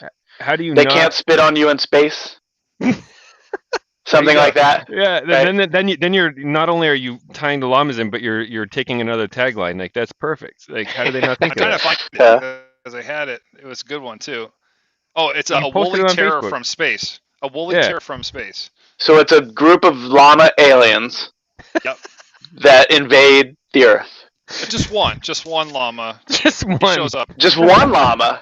Yeah, but it lays eggs. It lays Come 3 on, eggs, that would never really happen. and it crashes like these kids. Their grandparents die, and they go to this house, and like so the mom basically tells the kids like, oh, just stay at the grandparents' house so we get the household. And of course they're like, teenagers, so they throw a raging party there. Sure. And it's just it's a slasher film with a llama that shoots laser beams at its eyes. So the llama for Oh, no I was reason going to ask, whatsoever. what's the llama's weapon but laser eyes? Yeah, laser eyes, yeah. Oh, if you saw the so he poster. hoofs them to death. Does some hoof action like this on the screen, right? So that's what you see, right? He can Okay. puncture his hoof. Spoiler alert! Through somebody, he can like pierce them with his hoof. And he can spit green phlegm at them. Well, yeah. He has to If have you're a going to have a skill llama, it's got to spit something. Yeah. Yeah, he turns you Do- into a llama with his green. Is the llama cognizant? Like, does it talk? It's clearly very No. intelligent. It just chases them like a typical, like it's kind of like Jason Voorhees, like llama, but just for no reason, it's just killing these kids whatsoever. His spaceship is a trailer, like a trailer with wings on it, that crashes Nice. into a field. Like a right? Spaceballs type thing? Like a Winnebago yeah. type thing? Awesome. Yes, exactly. Yeah, It's a sweet Winnebago. For me, the fun part is thinking about the writer's room. Right. Yeah. Well, they Like, clearly had a plan. they're all sitting there They like, had a we need a plot for a movie. I've got a friend who has a llama, and I bet our friend me, guys. would Hear me rent out. us the llama. Hear me out on this, right? So- Right. Wait, and one of the epic scenes, one of the coolest things ever is like they intentionally like screw with continuity. So there's a guy, and every cut and every scene he changes his shirt. I'm like, that's awesome. So there's That's like awesome. 18 different shirts from each scene. He has a different Awesome. shirt on because you do see That's that awesome. stuff in those cheesy films. Like, hey, wait a Yeah. minute, he wasn't wearing that shirt before. So they Oh, totally geez. embrace that. But it was it's an hour and 8. No, let me correct that. It's 69 minutes long intentionally because like 69. Oh, right? plus geez. Yeah. credits, or 69 is actual content of it. The credits too, but they intentionally padded out the credits, padded out a lot of scenes specifically to get it to 69 minutes. That was. Their I mean, I goal. might be able to watch for an Just- hour, so that might be doable then. Quite honestly, I think you've talked me into it. Llama dude, eat- I need it's to up see there. this. I don't It want to reminds see me- this. I need to It's see so this. it's so epic that they came out. So Amazon's like, well, how much? Because it wasn't free before. You could buy the download. You could buy the HD or the standard version. So the standard version was like 99 cents or something. And they said, what do you want to make the HD? And they're like, we feel it's $1 million film. So they had the HD version you could buy on Amazon for $1 million and 99 cents. So Wow. you could buy No the way. HD version or That's hilarious. the standard, right? And of course, I mean, Amazon took that down, but it was up on a short period of time for $1 million. You could get the HD version That's awesome. if you wanted to. Yeah. I mean, if Sharknado can become a thing, like why not Llamageddon, right? Like, Yeah. Oh, it reminds love me, it. like, so like in film, I had a film class in high school where the teacher, he gave us this lesson where he gave us a couple props and he's like, write a script, and we're like, you have to use these. So like he gave us a pack of Chips Ahoy cookies. Right, and we're like we're gonna just go with this. So we made a movie called Superheroes, where these kids find this like bionic pack of Chips Ahoy that like something happened. I don't even remember at this point, but something happened to this bag of cookies. So when they eat them, they get these superpowers. And there's this kid who's like a punk, like he's like the bully, and he gets one of them, and he's like he turns into this villain. So this whole movie was based around a pack of Chips Ahoy cookies, and like Nice. it was so stupid. Like, but now like looking back, like it was fun though, because right, like you're like, You could have how can I make a Amazon plot buying of that, this? sir. You could, yeah, Right? Amazon could be buying that Yeah. right now. Somebody will make that movie. Somebody will give you money to make that movie. Right? Chips Ahoy Yeah. sponsor. You have See? a Llama It's like Mac and Me from the '80s, right? A whole Mac and Me. McDonald's commercial as an alien movie. Yeah, well, have you seen the Paul Rudd thing on Conan O'Brien? Oh my God, I don't know. So Mac and me, right? It's the alien dude, right? I'm making sure I get the movies right. There's Yeah. a scene in the movie where the kid The in the wheelchair. It's like an ET ripoff. So every time, so this is a running gag when Paul Rudd goes on the Conan O'Brien show for the past like decade plus. Yeah. He'll pump up his movie that he's promoting, right? Yeah. And they'll go to play a clip, and it's that clip every time. Oh. I mean, there's no way he really falls for this. Like, but like the way he plays it out is like it'll cut back to Conan. And he'll be like, he's like, why are you doing this to me? Like, I die That's every funny. time. Like, yeah, it's that scene. It's the John, the wheelchair. John, and do then us it's a like, favor. Do us a favor and pull up the Llamageddon trailer so we can play that. We can play it. Oh my gosh, we're really digging it. We're really digging deep. Do it. Yeah, we should pull it up. We should show this because I don't oh, think I'm doing it justice. We're We should doing pull that this for up. free. I don't care if it gets us pulled off YouTube or whatever for copyright. Go to YouTube. It should be on Llamageddon trailer. I'm on YouTube. I'm on. There's a big like team of lawyers watching for the Llamageddon right. to make sure that they sue anybody that watches it. They're gonna YouTube's just sue a us. pain in the ass. Yeah, they're not gonna get much. All right, They're not gonna. All right, here we go. I've shared the audio, so it should be good to go. Let me know when you want me to hit play. All right. All right. Okay, Yeah, let's here do we it. go. Oh, jeez. The London Film Association. Wow. In a world In a world. within our world, There it is. Awesome. there is a world unlike That's the dude any on the other left world. that changes his shirt. That was totally somebody's hand, like a puppeteer hand. Yes, it absolutely was. Earth and space collide. Oh my gosh. Something wrong with that. Oh no. Oh, this is the Red Band trailer. It will be explosive. Run. Wow. Big time effect. You get messy. There's the punch. Oh my god. Wow. It will be dangerous.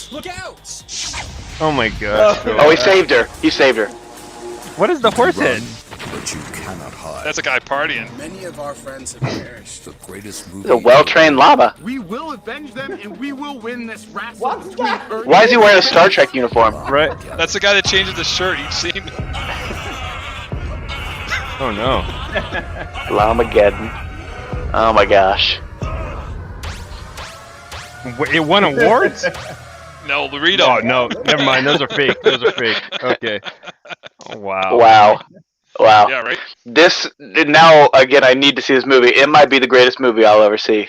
Right. Whenever you're down. World Whoa, whoa, Wow, that whoa, was- whoa. Replaying. Hey, It's on a. no, stop. within. I don't know if I can don't wanna handle hear it that twice. again. Yeah. All right. We're good. You Sorry. don't need that. Awesome. They got money. They got helicopter money for that though. They had some kind of budget, right? They had to rent a helicopter. So. Hey, so in my film class, like my teacher was a pilot too, and he got us some aerial shots for some of our movies we used to make out in the woods. Like we did some horror movies out in the woods, and he got some aerial shots of the trees. He got Nice. fired. So For that. no, a couple reasons. I think he stole some Allegedly. equipment from the school, Allegedly. allegedly. Allegedly. But there was also the fact that he let one of our movies on public access TV that should not have been on TV. Oops. It was on our, like, everyone in town used to know the kids that were in the, like, we were like, it wasn't like a local celebrity thing. It was like, oh, like you did. I'm like, oh man. Yeah, Wow. that was us. But it was definitely not appropriate. And now in 2021, I would probably be expelled for that. So, You know, I was thinking it's very hard to cast people for that because you have to be so bad at acting. I mean, if you look at that trailer, that's a bunch of like kids that just like were like, we're doing this, right? Yeah. Like they They didn't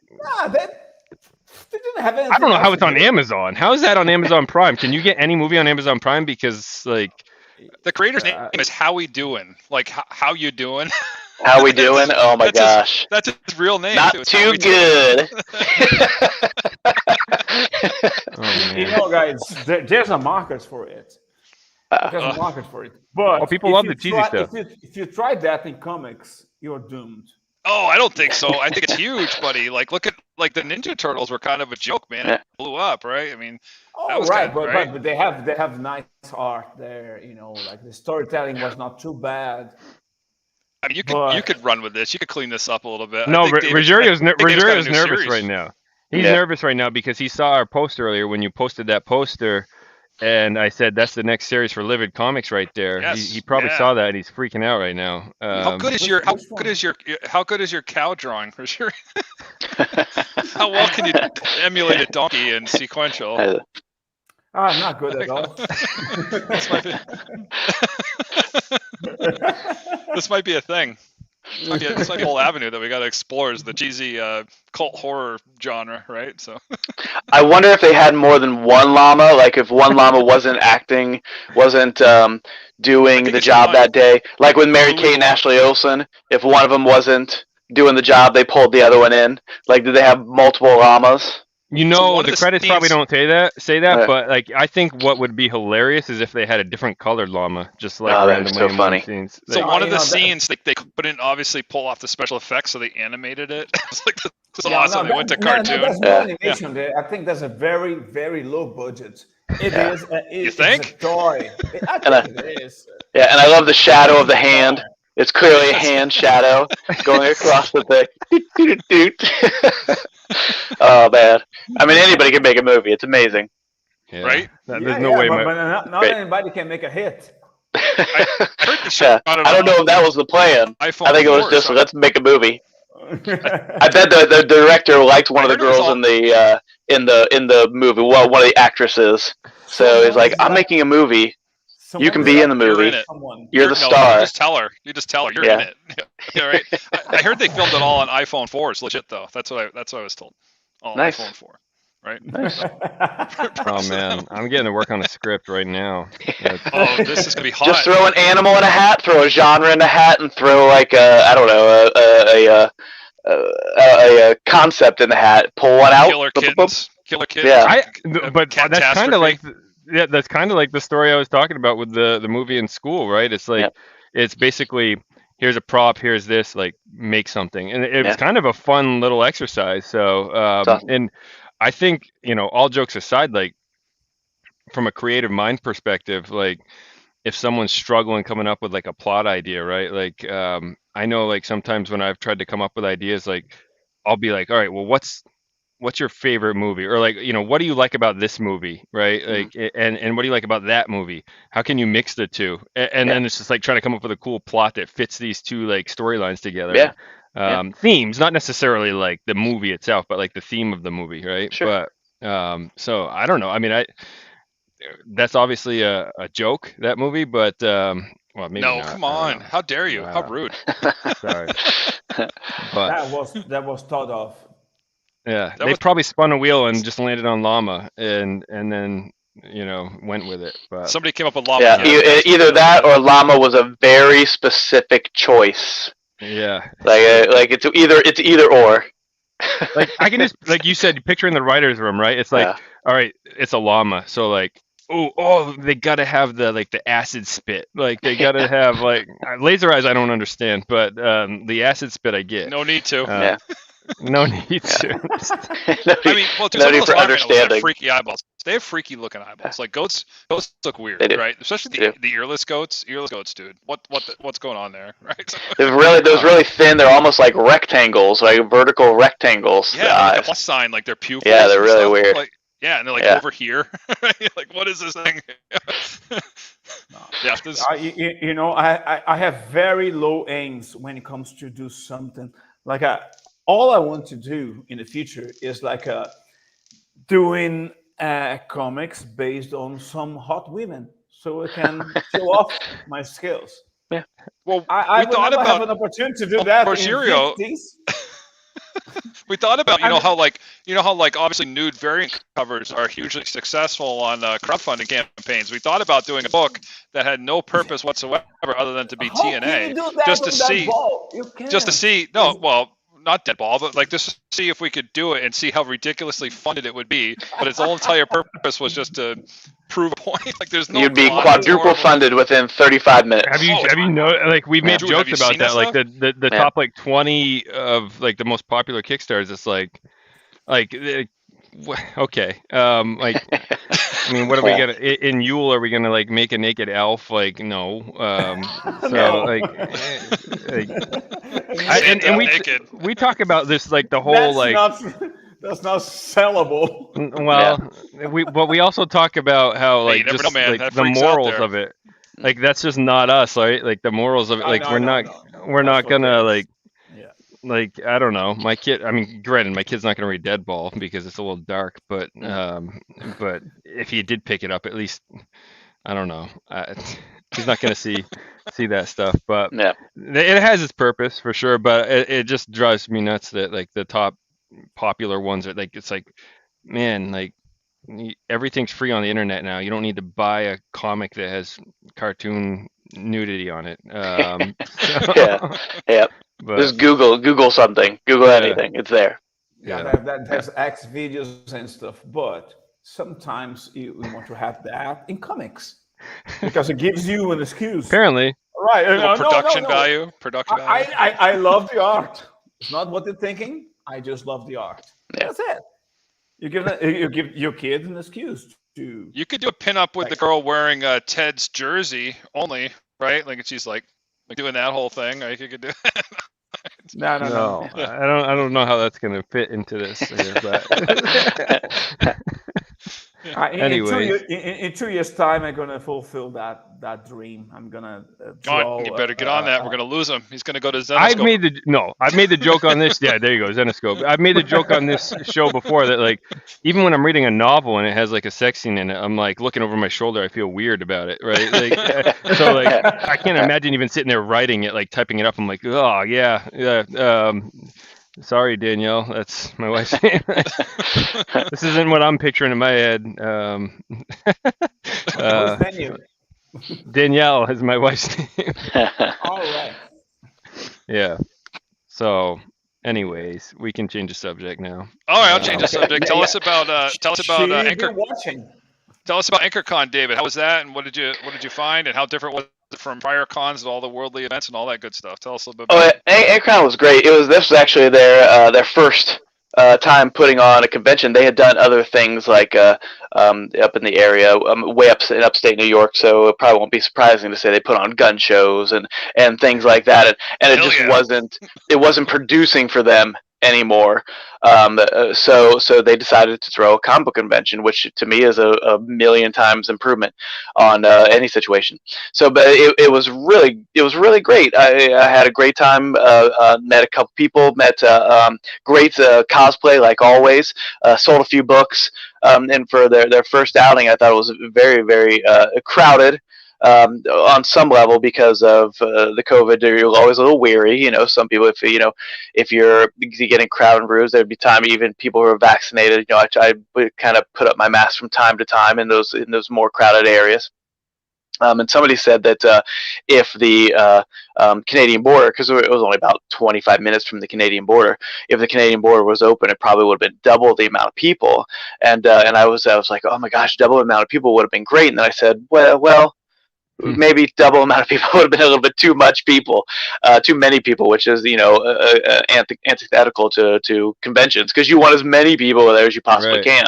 But I think for what's happening now in the world for their first convention, I think it was very successful. I had a great time, and it gave me a chance to get out and do a con that hasn't happened clearly in what was a year and a half now, and it was great. There was people from Walking Dead there. There was the woman who voiced Jem from Jem and the Holograms. Speaking of the 80s, so it was a good time. Great stuff. They had like things like people dressed as Transformers, and they had the Kit from Knight Rider, the car there. I don't think it was the original. I think it was a remake of Kit. But again, great stuff. And had a great time and can't wait to. There's another one in Syracuse in, I believe it's 12th or 14th of September, and I'm not going to get a table there, but I'm going to take my kids there just to look at comics and have some fun and do some fun stuff. It's going to be awesome. That's cool. Yeah, we have our first con next month, like 3 weeks away from tomorrow, actually, I think. Nice. The first ever con for Livid Comics. So, and we don't even know what to expect. Like you said, with like everything going on right now, like how many issues do we, like how many like copies of our books do we bring? Like Yeah. we don't want to go crazy, like ordering a huge, order of them and then having 10 people show up. I mean, it's strange times right now, right? But Yeah. well, I mean, it sounds like it was busy enough. Like the traffic was pretty good. Yeah, I did pretty good. The traffic was good. I tend to get for some reason, I don't know if it's teacher vibe I get off. I tend to draw kids to my table a good amount of times, and I'll sit and we'll draw. One girl, she's 14 or 15, came up with her parents, and her parents clearly were not artists or had any idea of that world, and she was, and she said, I'm having trouble with noses. How do you draw a nose? And I always make sure I have paper and markers there, and I handed her a piece of paper here. Work with me and draw step by step with me. And I showed her a couple different ways to be able to draw noses, and talked about breaking it down into different parts rather than seeing it as a whole thing. See it as in its parts, and it'll make it a lot easier for her. That's where people tend to freak out. Oh, I don't know how to draw that whole big thing. Don't see it as the whole big thing. See it as the one thing, the one tiny thing, and then build from there. It's fun for me to be able to give kids who might not have that situation, have that chance to be able to see adults doing a thing that they love doing, and just that 5-minute interaction to be able to say, yeah, you can do this, man. You can do it. It's fun. Try it. But that's an experience for that kid too, right? Like they're gonna remember that forever, especially if they go on to do art. So like, I mean, obviously you want to make money at these things, right? I mean, you're paying money to have a table, but it's also the experience for people. Like Joel and I are, we're doing Livid Comics balloons, and we talked about like handing them out to kids. Like it just, I don't know if I was supposed to say that. Well, you posted it, so it's not like a big secret. You can say whatever. No, but whatever. Who cares? Yeah, but the point is like you want it to be. Joel's talked about how he used to write letters to geez, I can't. Why am I drawing blank on the names Eastman, right now? Laird, and Edlin, Ben Edlin. And then just like getting the letter back from them, with like a quick sketch, like that stuff is like so cool. That's what's gonna keep people the kids into this stuff as these generations go on. So yeah, and I've been to conventions where the big boys, the big guys, you get some. They're like, yeah, come and talk to me, and you others like, I don't have time for you. You're not gonna buy a book. I don't have time for you. Or $20 for a sketch or whatever it is, and I'm just not gonna do that. I did the Joe Kubert's by mail class that he did. I've done 3 or 4 of them, and they're amazing. This was 20 years ago now, but they're amazing. I saw him at New York Comic Con. This was 5 years ago. It was right before I started really going, it's time for me to do my own comic books. I caught him right at the right time. There was no line. There was nothing. I just walked up to him with some of my drawings, and he sat and talked to me for 20 minutes. And it was amazing. And I was, in my 30s. So to imagine someone who to walk up in a 14 or 12-year-old or 9-year-old and have them go, give me $20, kid, and I'll draw that thing for you. I can't do that. I'm not going to do that. I'm not going to be that guy. So to be able to know that hopefully that'll give them some little memory of an artist that treated them nicely or treated them with respectfully, to be able to say, hey, let's draw pictures together. I hope that little action is positive for them. Absolutely. I remember I think I was in 3rd grade. Like I was in a summer camp, and this is what got me into drawing. Like I'll always remember this. Is one of the camp instructors was an artist, and he would sit there. We would have like drawing time or whatever, like arts and crafts or whatever. And he would drop these cool. I was obsessed with Ninja Turtles back then, and he would drop these cool like characters, like different animals, where like there was a bunny ninja that he drew, like, and it made me want to like draw superheroes and stuff. So like I remember that to this day, and I'm in my 30s, and I remember that experience, so just the thought of doing that for kids, like I just don't understand. I mean, again, you always want to make money if you can, right? But at the same time, like staying humble, like I I would always want, if a kid ever came up and wanted me to, I mean, I'm not the one drawing the comics, but if I was, like I would absolutely want to like do it with a kid. Or if a kid said, "Hey, I want to write, like talk to me," I mean, you can't shut me up. So I would probably, the kid would be like, "All right, that's enough. Thanks." But Yeah. but yeah, I don't know. That's awesome. That's cool to hear. Yeah, like you never know when, like you have 10 kids around you and you're signing, comics to them. Mm. And if you just look every one of them in the eye and say something that can mean a life-changing situation for them. Oh yeah. You never know. Like Yeah. there are 10 kids, maybe 2 of them not touched, maybe 1, maybe nobody, but you're going to go through the next com, and you have some more kids. You don't know. Yeah. Because life is that way. It's like seeds, like you throw seeds. Some of them are gonna dry off, some of them are gonna become the biggest tree in the town, but we don't know. Yeah. We You have never to know. treat them. We have to treat them equally, with respect, and always seeing the best and hidden part of them. Yeah. Because everyone is a diamond, but some of them are not rubbed enough to show how they shine. That's it. Oh, yeah. Some of them are not gonna shine now, but they're gonna shine in the future. We don't know. We don't know. And as artists, we have this kind of duty to encourage people, to Oh, yeah. to be better on the craft or whatever they love doing. Yeah, and being one of those kids that never had any artists around me, growing up, I was just kind of the weird kid that drew stuff. To be able to give that to other kids is important to me. Yeah. Yeah, that's lovely. Cool. That's the way it is.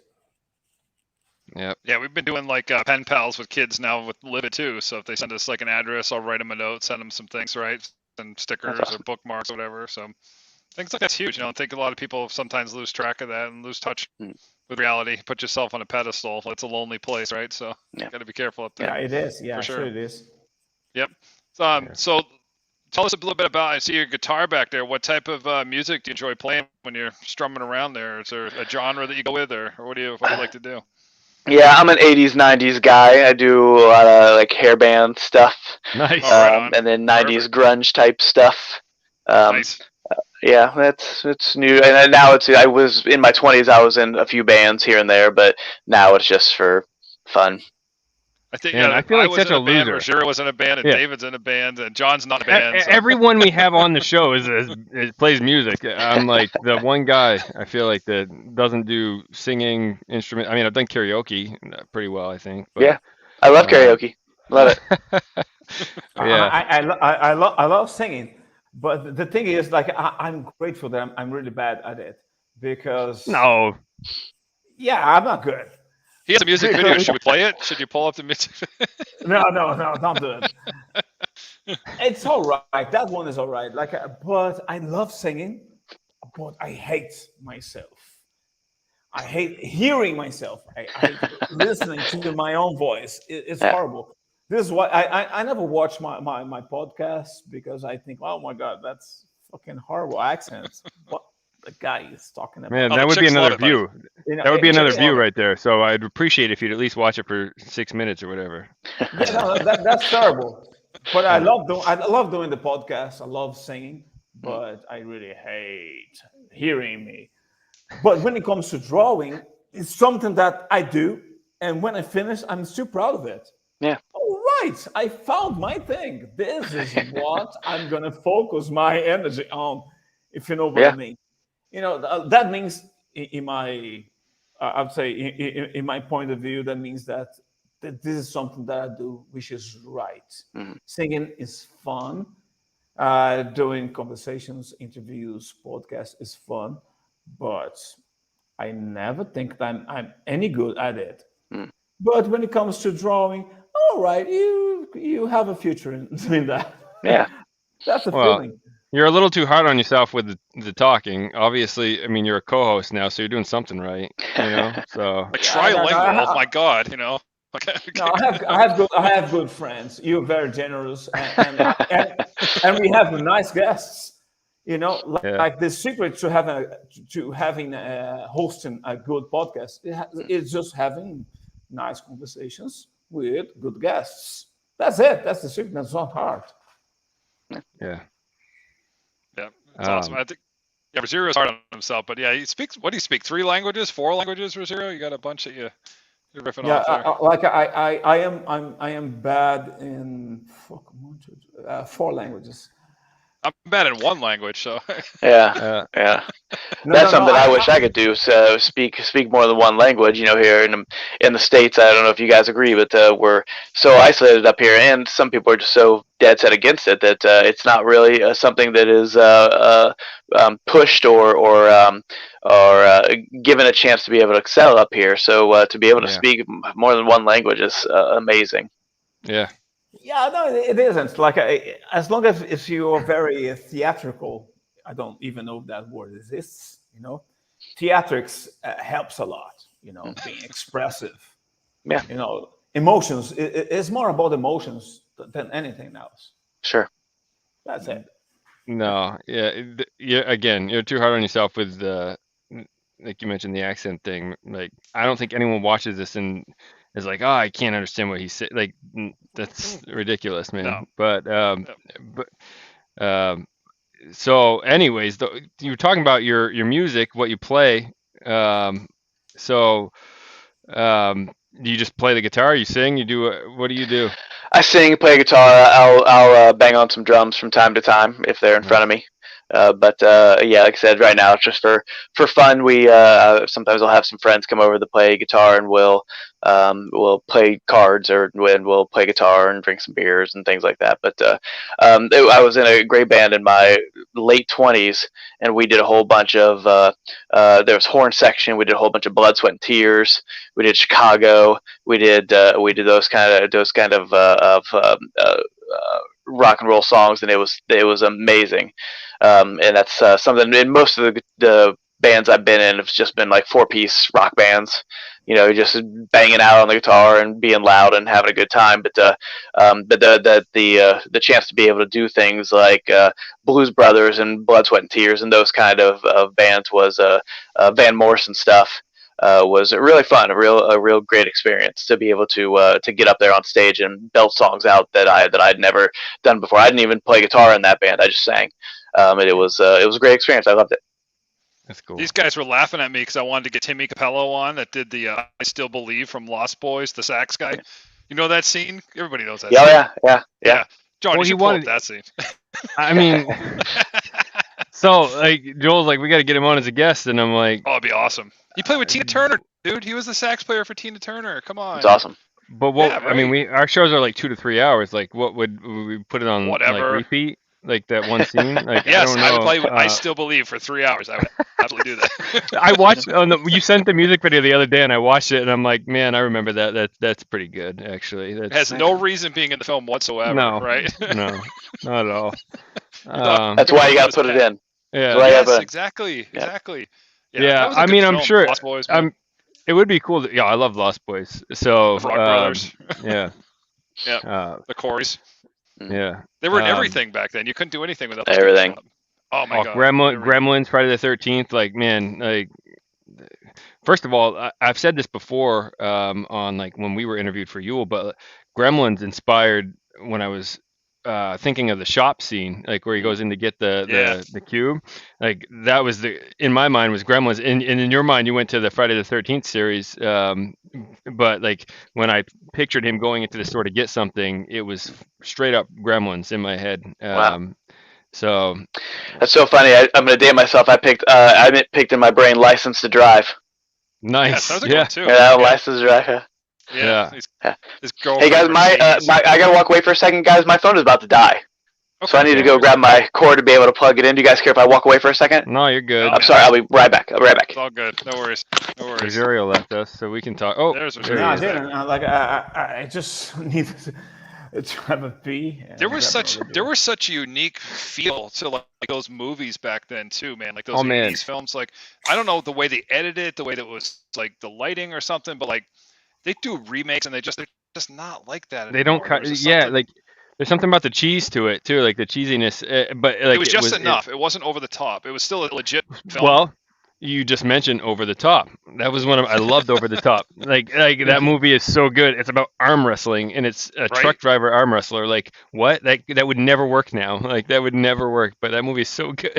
You couldn't pitch that. Nobody in my- Hollywood would sign. I don't know if they're getting ready to remake Gremlins. But we were watching something with the kids tonight, and they had like they had like Gizmo in an ad. So it makes me think like, oh crap, they're gonna re-release and reboot. Gremlins. They better not again. reboot. I think they are writing a third one. I think there's rumors that they're going to make There a is a third one, third but one. not No, it's gonna be a not a fourth one. reboot. a No, fourth. there's only two. There's only The two. third ones are. There's You know, Gremlins 3. guys, my theory is that Am I wrong? scarcity makes room for creativity. And in the 80s, in the 70s, even earlier on, 60s, 50s, they didn't have that much money to make movies, and they had to be very creative. And this is why I love old movies. 50s movies for me, they are the most creative ones. There's one film. I don't know if you have seen it. It's called The Shrinking Man, or something like The Incredible Shrinking Man. I've seen it. Yeah. This is so great. It is so good. And like Attack of the Killer Shrews, the giant eye. Yeah, right. They had no technology to do that. No, they had some chroma key, very rudimentary, and it was fantastic because the story was good. Hey guys, Dude, I apologize. That's okay. Oh, no worries, man. The vampires flying in Lost Boys was literally just a camera flying through the air. They didn't show them, right? Yeah. But it still It's worked. just It the still first worked. person. Yeah. Yeah, exactly. But if they do a remake, they're gonna have to CGI that shit and like do all kinds of crazy stuff. It's like, come on, don't do that. Yeah. Like you don't need that. And I think what made some of those early horror films is what they didn't show, right? When you look at like That's what- Alien, well, the even first in books. Alien, Exactly. right? Yeah. Talk about it. Yeah, Alien. right. But even in like books, they talk about that. It's like, or like when we do the comic books, right? Like we didn't want to show these creatures in issue 1 until like, we had to, right? And like on the cover, Right. we didn't want to show it. Like you want to like, what you don't know is like worse than what you do know, almost, right? So Yeah. you build up to it. But yeah, it's. Now it seems think like that's everything when- needs to be explained, right? Like why is this Yeah. happening? Like all that stuff. And I think we talked about that before, like The Walking Dead. Like what caused them to become zombies? Like I don't care. They're just zombies. Like Yeah. we don't need to know why. We don't need an answer to that ever. Please don't answer that. Yeah. Right. I Yeah, wonder. I This don't- is I the don't last need to know. season. They're on the last season. I haven't watched the last like 3 or 4. My wife You're in and the I used to majority, watch sir. it. My wife and I used to watch it like faithfully. I would still watch it if it wasn't for her. I to be read the honest. comics. Well, I read the first like because I buy the volumes now because I started comics late. I read the first 3, and the comics are better, obviously. But I mean, the show, Goes way like, I faster was, too. Goes way faster. yeah, but I was hooked on the show. Like, we stopped watching up when is it Ezekiel with the tiger? Is that his name? Ezekiel? I can't remember. Mhm. It's been Yeah. so like that. When the tiger got involved, my wife's like, "This is stupid," and I'm like, Yeah, they I jumped wanted the to keep shark. watching. I'm like, yeah, okay. I but- didn't mind the tiger. I think it was a season after that where I was like, oh, okay, I'm okay. I think it was when Rick left. Yeah, everybody did see, that. Then I was we didn't kinda make it like- that far. Yeah, Why am I watching this? So, the whole point was to watch Rick. yeah. Right. But Yeah, that I had to don't be know. such a huge call for him to leave that show, man. That's like, boy, that's some balls to like leave that thing, right? Because Yeah. it's like, Well, I think they're gonna make a so movie though. typecasted, too. Well, they've been saying Yeah. that for years. They've been saying that for Yeah. years, right? At this point, it's like, is anybody going to go to it? Are they going to still be interested, right? I Especially mean, if the show went I don't know. stupid, everyone's going to be like, whatever, I'm not going to. Yeah, but I've heard the last couple seasons are actually like really, really, really good, and I'm like, well, that means I have to watch the crap seasons not that I that good. skipped. Oh, Yeah. really? They're okay. I don't know. Yeah, but there's no cool way to end that show without it being lame, right? Like, there's really no way. Like, he wakes up, it's just a dream, lame, right? Everybody dies, lame. There's no cool way to end that thing, right? Yeah. Yeah. I don't know. I mean, that's like with Dexter, right? Like, I mean, granted, that wasn't like 10 plus seasons, but like the way they ended that, it's like, or Game of Thrones, like any of these big shows, it's like, how did you not like see that this was not the right way to go? Yeah.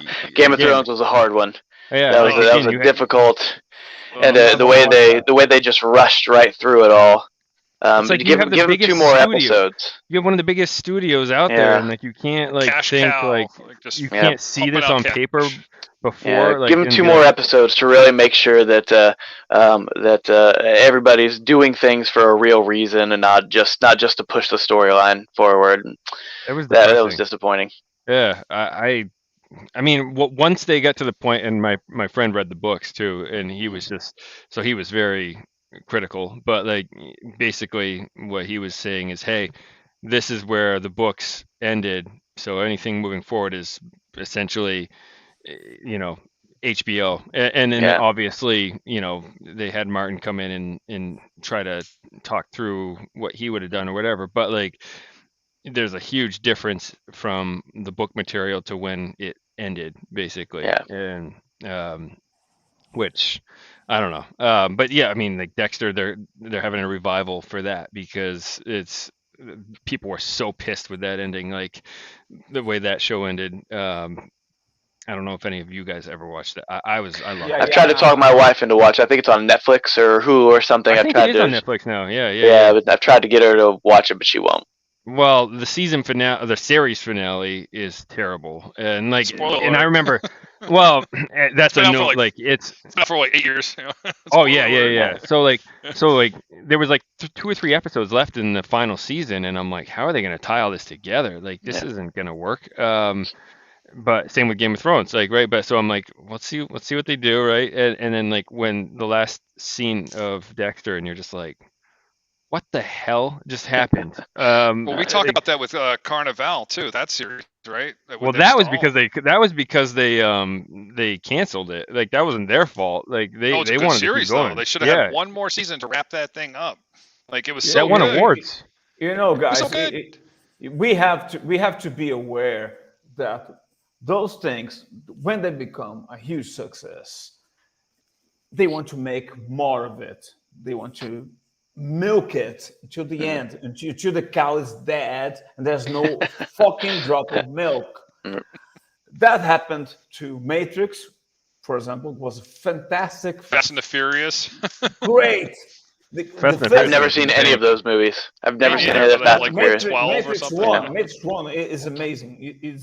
It's a great piece. We watched that in my 9th grade English class, by the way. That's how young I am. So like that was Fast and the Furious. No. You watched that in your 9th grade English class? Wow, that's an awesome teacher. Matrix. Or wait, maybe not. Yeah. No, the Matrix. No. David's got a new curriculum from Monday morning now. It's gonna go. Fast and the Furious. Say. And talking about Matrix, I am sure, guys, you have seen Lost, for example. That's another show. Another disappointing ending. Yeah. Right, exactly. Yeah. I was obsessed with Lost. Like I loved Lost. Fantastic, but they didn't know what to do next. No. Yeah. They didn't really have an end game. That was the problem. They didn't know what the smoke monster was. They didn't know where they were. They just were telling a story and didn't have an end game. That show, honestly, that show ruined network series for me. Like after Lost, like they have created a formula. Mm-hmm. They realize that those guys are dumb. We just have to keep them watching it. We don't have to explain any fucking thing. Yep. That's it. I mean, with Walking Dead, like their ratings are still there. They don't care. Like, I mean, they're ending it now. No, they're not. No, not where they were previously, but they still are one of the top rated shows on TV. Like, dude, it's not hard. It's a lot of TV's dog. I know the only series I could stand for more than 3 seasons was Breaking Bad. Oh, I love Breaking Bad. Oh, yeah. Because Breaking Bad had everything just tied together. You could just make things out. Like nothing was a waste of time there. Yeah, never. Even the boring stuff, they made sense. You had to watch it. Yeah. John, do yourself a favor. Watch it because it's fantastic. Me? Breaking Bad. I've watched Breaking Bad twice. I love Breaking Bad. Sorry, my God, it's my favorite show of all time. Awesome. Yeah. I agree with you. It is my favorite series of all time because that made me just run on a treadmill watching fucking series, and I saw that in 10 days. So the guy that made that show, his last name's is Gilligan, I think. I'm drawing a blank right now, but like I would, if we could ever have a guest on, like that guy would be such a fascinating guest. That'd be awesome. Because if you look at like even Better Call Saul, like that show is fascinating. And great show. It is good. Yeah. I loved the Saul character, but when they said they were having a show, I'm like, yeah, I'll give it a shot because I miss Breaking Bad so much. And I'm like, holy crap, this is so good. So I mean, it's almost, I wouldn't say it's as good as Breaking Bad, obviously, but it's a really high quality show. It is, and it shows the respect for the audience. Yeah, because the tie-ins to Breaking Bad. Things figured out. Everything is here. Like you don't have to guess or what's coming next because we are lost, as in the show Lost. And they were just disrespectful to us, because it was just this fucking utter shit. And I hated that. Yeah. And I hated myself for wasting my life watching Lost. Wow. I try to remind myself with series finales that not many of them are going to beat the Little House on the Prairie season finale where they blew up the town. So I try to cut some series, the series finales, a little break there. I'm like, well, they can't destroy the town like in Little House on the Prairie, so what else are they going to do?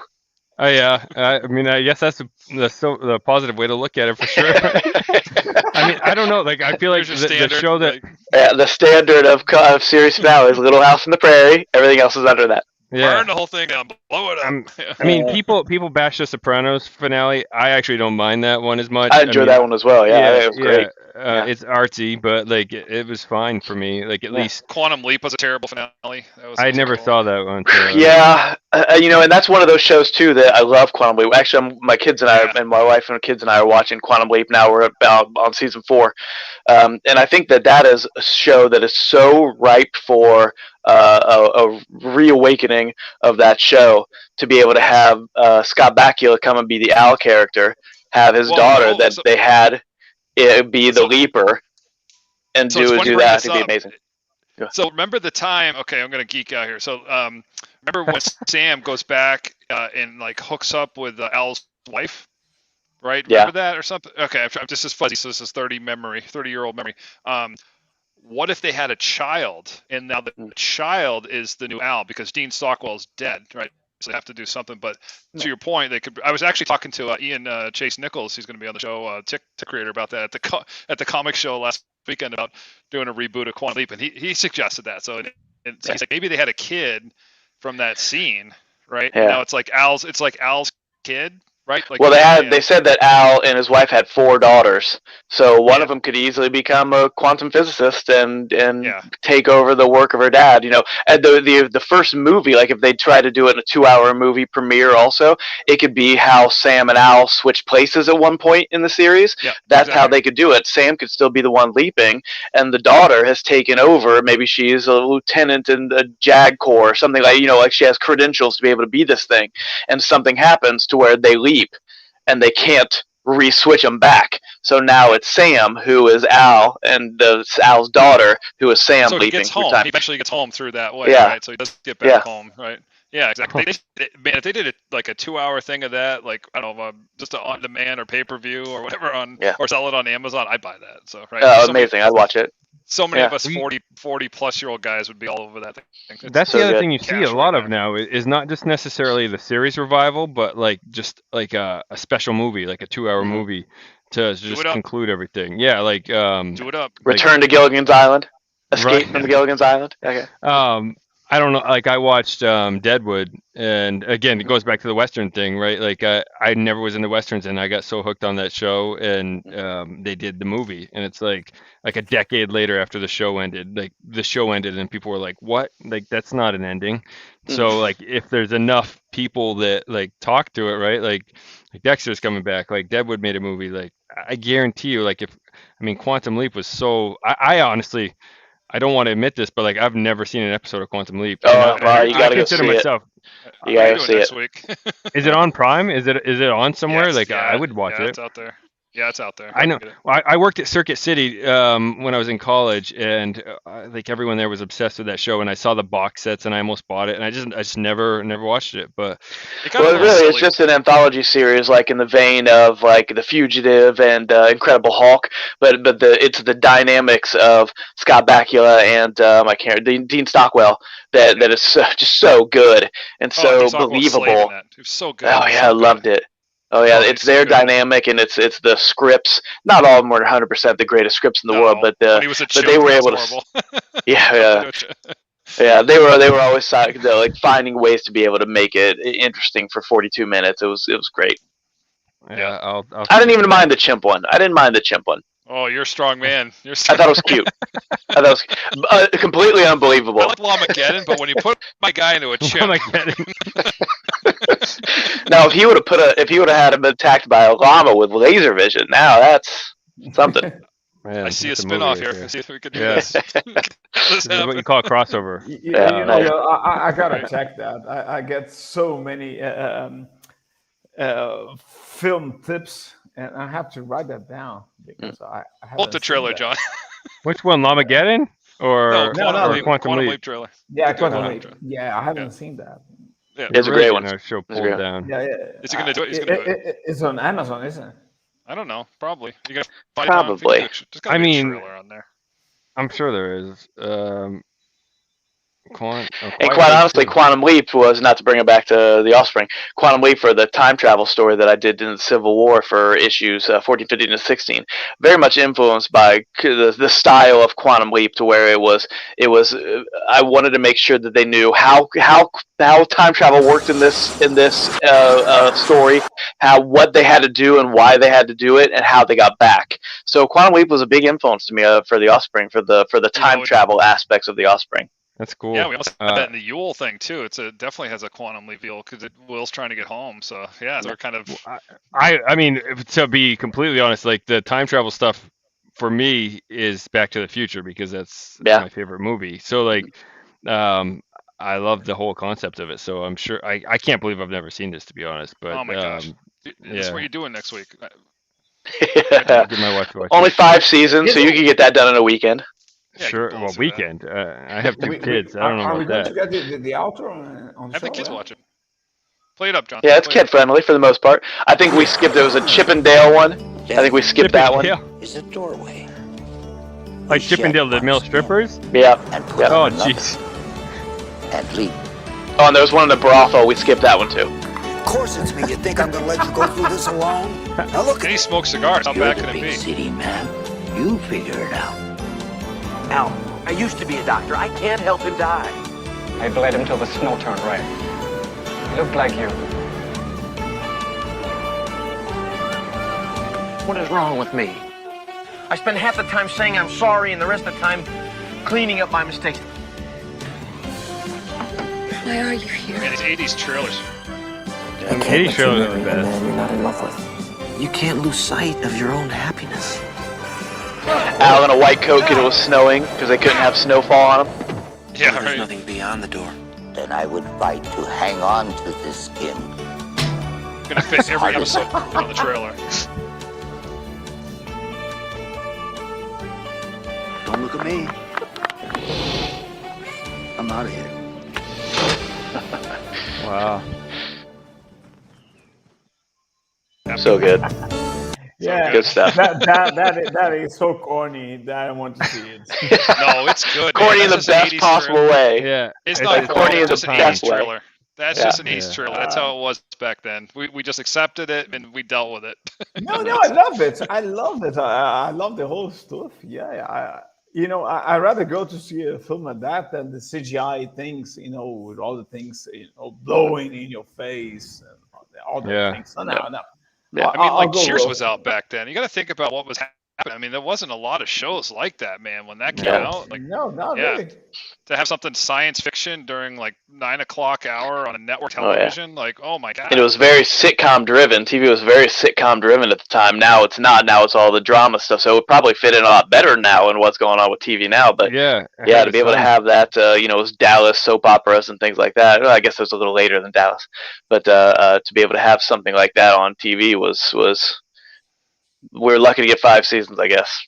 Oh yeah. For them to take a gamble on a sci-fi show on a network television, like wow, That's cool. Yeah, I don't know. Like, I'm I don't know, 5 to 8 years younger than you guys, so like I probably just barely missed the window on that. I'm sure I would have been hooked on that, if I was a few years older. But I guarantee you, my wife, when I mentioned that, would be like, "Oh, my dad watched that." Like, my grandfather watched that show. No, that wasn't where I was going with that. It was more, she knows everything. Like, she's like, "You didn't watch that?" And I'm like, "No, I'm like a couple years younger than you. Give me a break." But I saw Teen Wolf in the theater, sir. So that's all I am. Nice. Yeah. I saw Teen Wolf 2 in the theaters. Oh, nice. The first movie I ever saw in theaters that I recall was No Holds Barred with Hulk Hogan. Wow. Yeah. Man. So my Big dad time. took us to see that. Yeah. We were we were so young. I don't even know when that came out. We must have been like 5. I don't even know. 4 years old maybe. I still remember that. I remember the theater. Good movie, 4-year-old. And then we went to a drive-in. We went to it. So this is the thing. My dad didn't care if I watched, horror movies, action, shooting. That's where I was going with this. If a girl took her shirt off, my dad would be like, "Cover your eyes." And I'm now I look back and I'm like, you let me watch someone get their head cut off, but I can't see a girl take her shirt off. Like, it makes no sense to me. But yeah, we saw Aliens, the sequel, and Wayne's World. We saw that at the drive-in. I remember that, and I was so young. But at the same night. Yeah, it was back-to-back movies. They were together. Oh my gosh! No wonder you're like a paranoid schizophrenic watching this. Dude, I used to have nightmares about Freddy because they let me watch Freddy Krueger when I was in like 2nd grade, and I'm like, I would never let my kid watch that. I had an older brother. I was subjected to all that stuff. I was like 12. I saw all that stuff, right? So. Oh man. My kid, if they say "damn" on a movie, I'm like, and my dad didn't care. My kid's different than I was. He's like, I'll say that at school. I won't say it in front of you. I'm like, no, I don't want you saying that anywhere. Like, that's the point is that you're hiding it from me, kid. Like, yeah. Anyways, so we're at 3 hours. I don't know. Yeah, I was gonna say we reached the magic. Oh wow, it's been 3 hours. Yeah, wow. we right? hit the 3 Yeah, it goes fast. Nice. That's great. Yeah, it's awesome. Yeah. So. Yeah, thanks again for coming on, David. I'll let you get the last word. So anything you want to say, we can wrap this thing up, and we can always do it again sometime too. So we're always here. Yeah, great. Again, guys, thank you so much for having me on. Time flew there. You can find all my stuff at correcthandedcomics.com. Links to all my books. I have one-shots in there. Our ongoing series, The Offspring, 4-issue miniseries, 100-punch-phase graphic novel, a full-length novel western. And you follow and like on social media. If you type in correct-handed, you'll probably be able to find me. Find the big blue left hand there, and that'll be me. Awesome. Well, it's been a pleasure, dude. So we had a great time. I'm glad we got a little silly there at the end. It was fun. So reminiscent. So it's been a good time. Thank you for coming in. Thank you guys again. I appreciate it. Yeah, we'll be back next Friday night. We got some new guests coming up, and we got a lot of things coming up. So, guys, it's going to be pretty exciting. So, hope you guys have a good week and stay livid.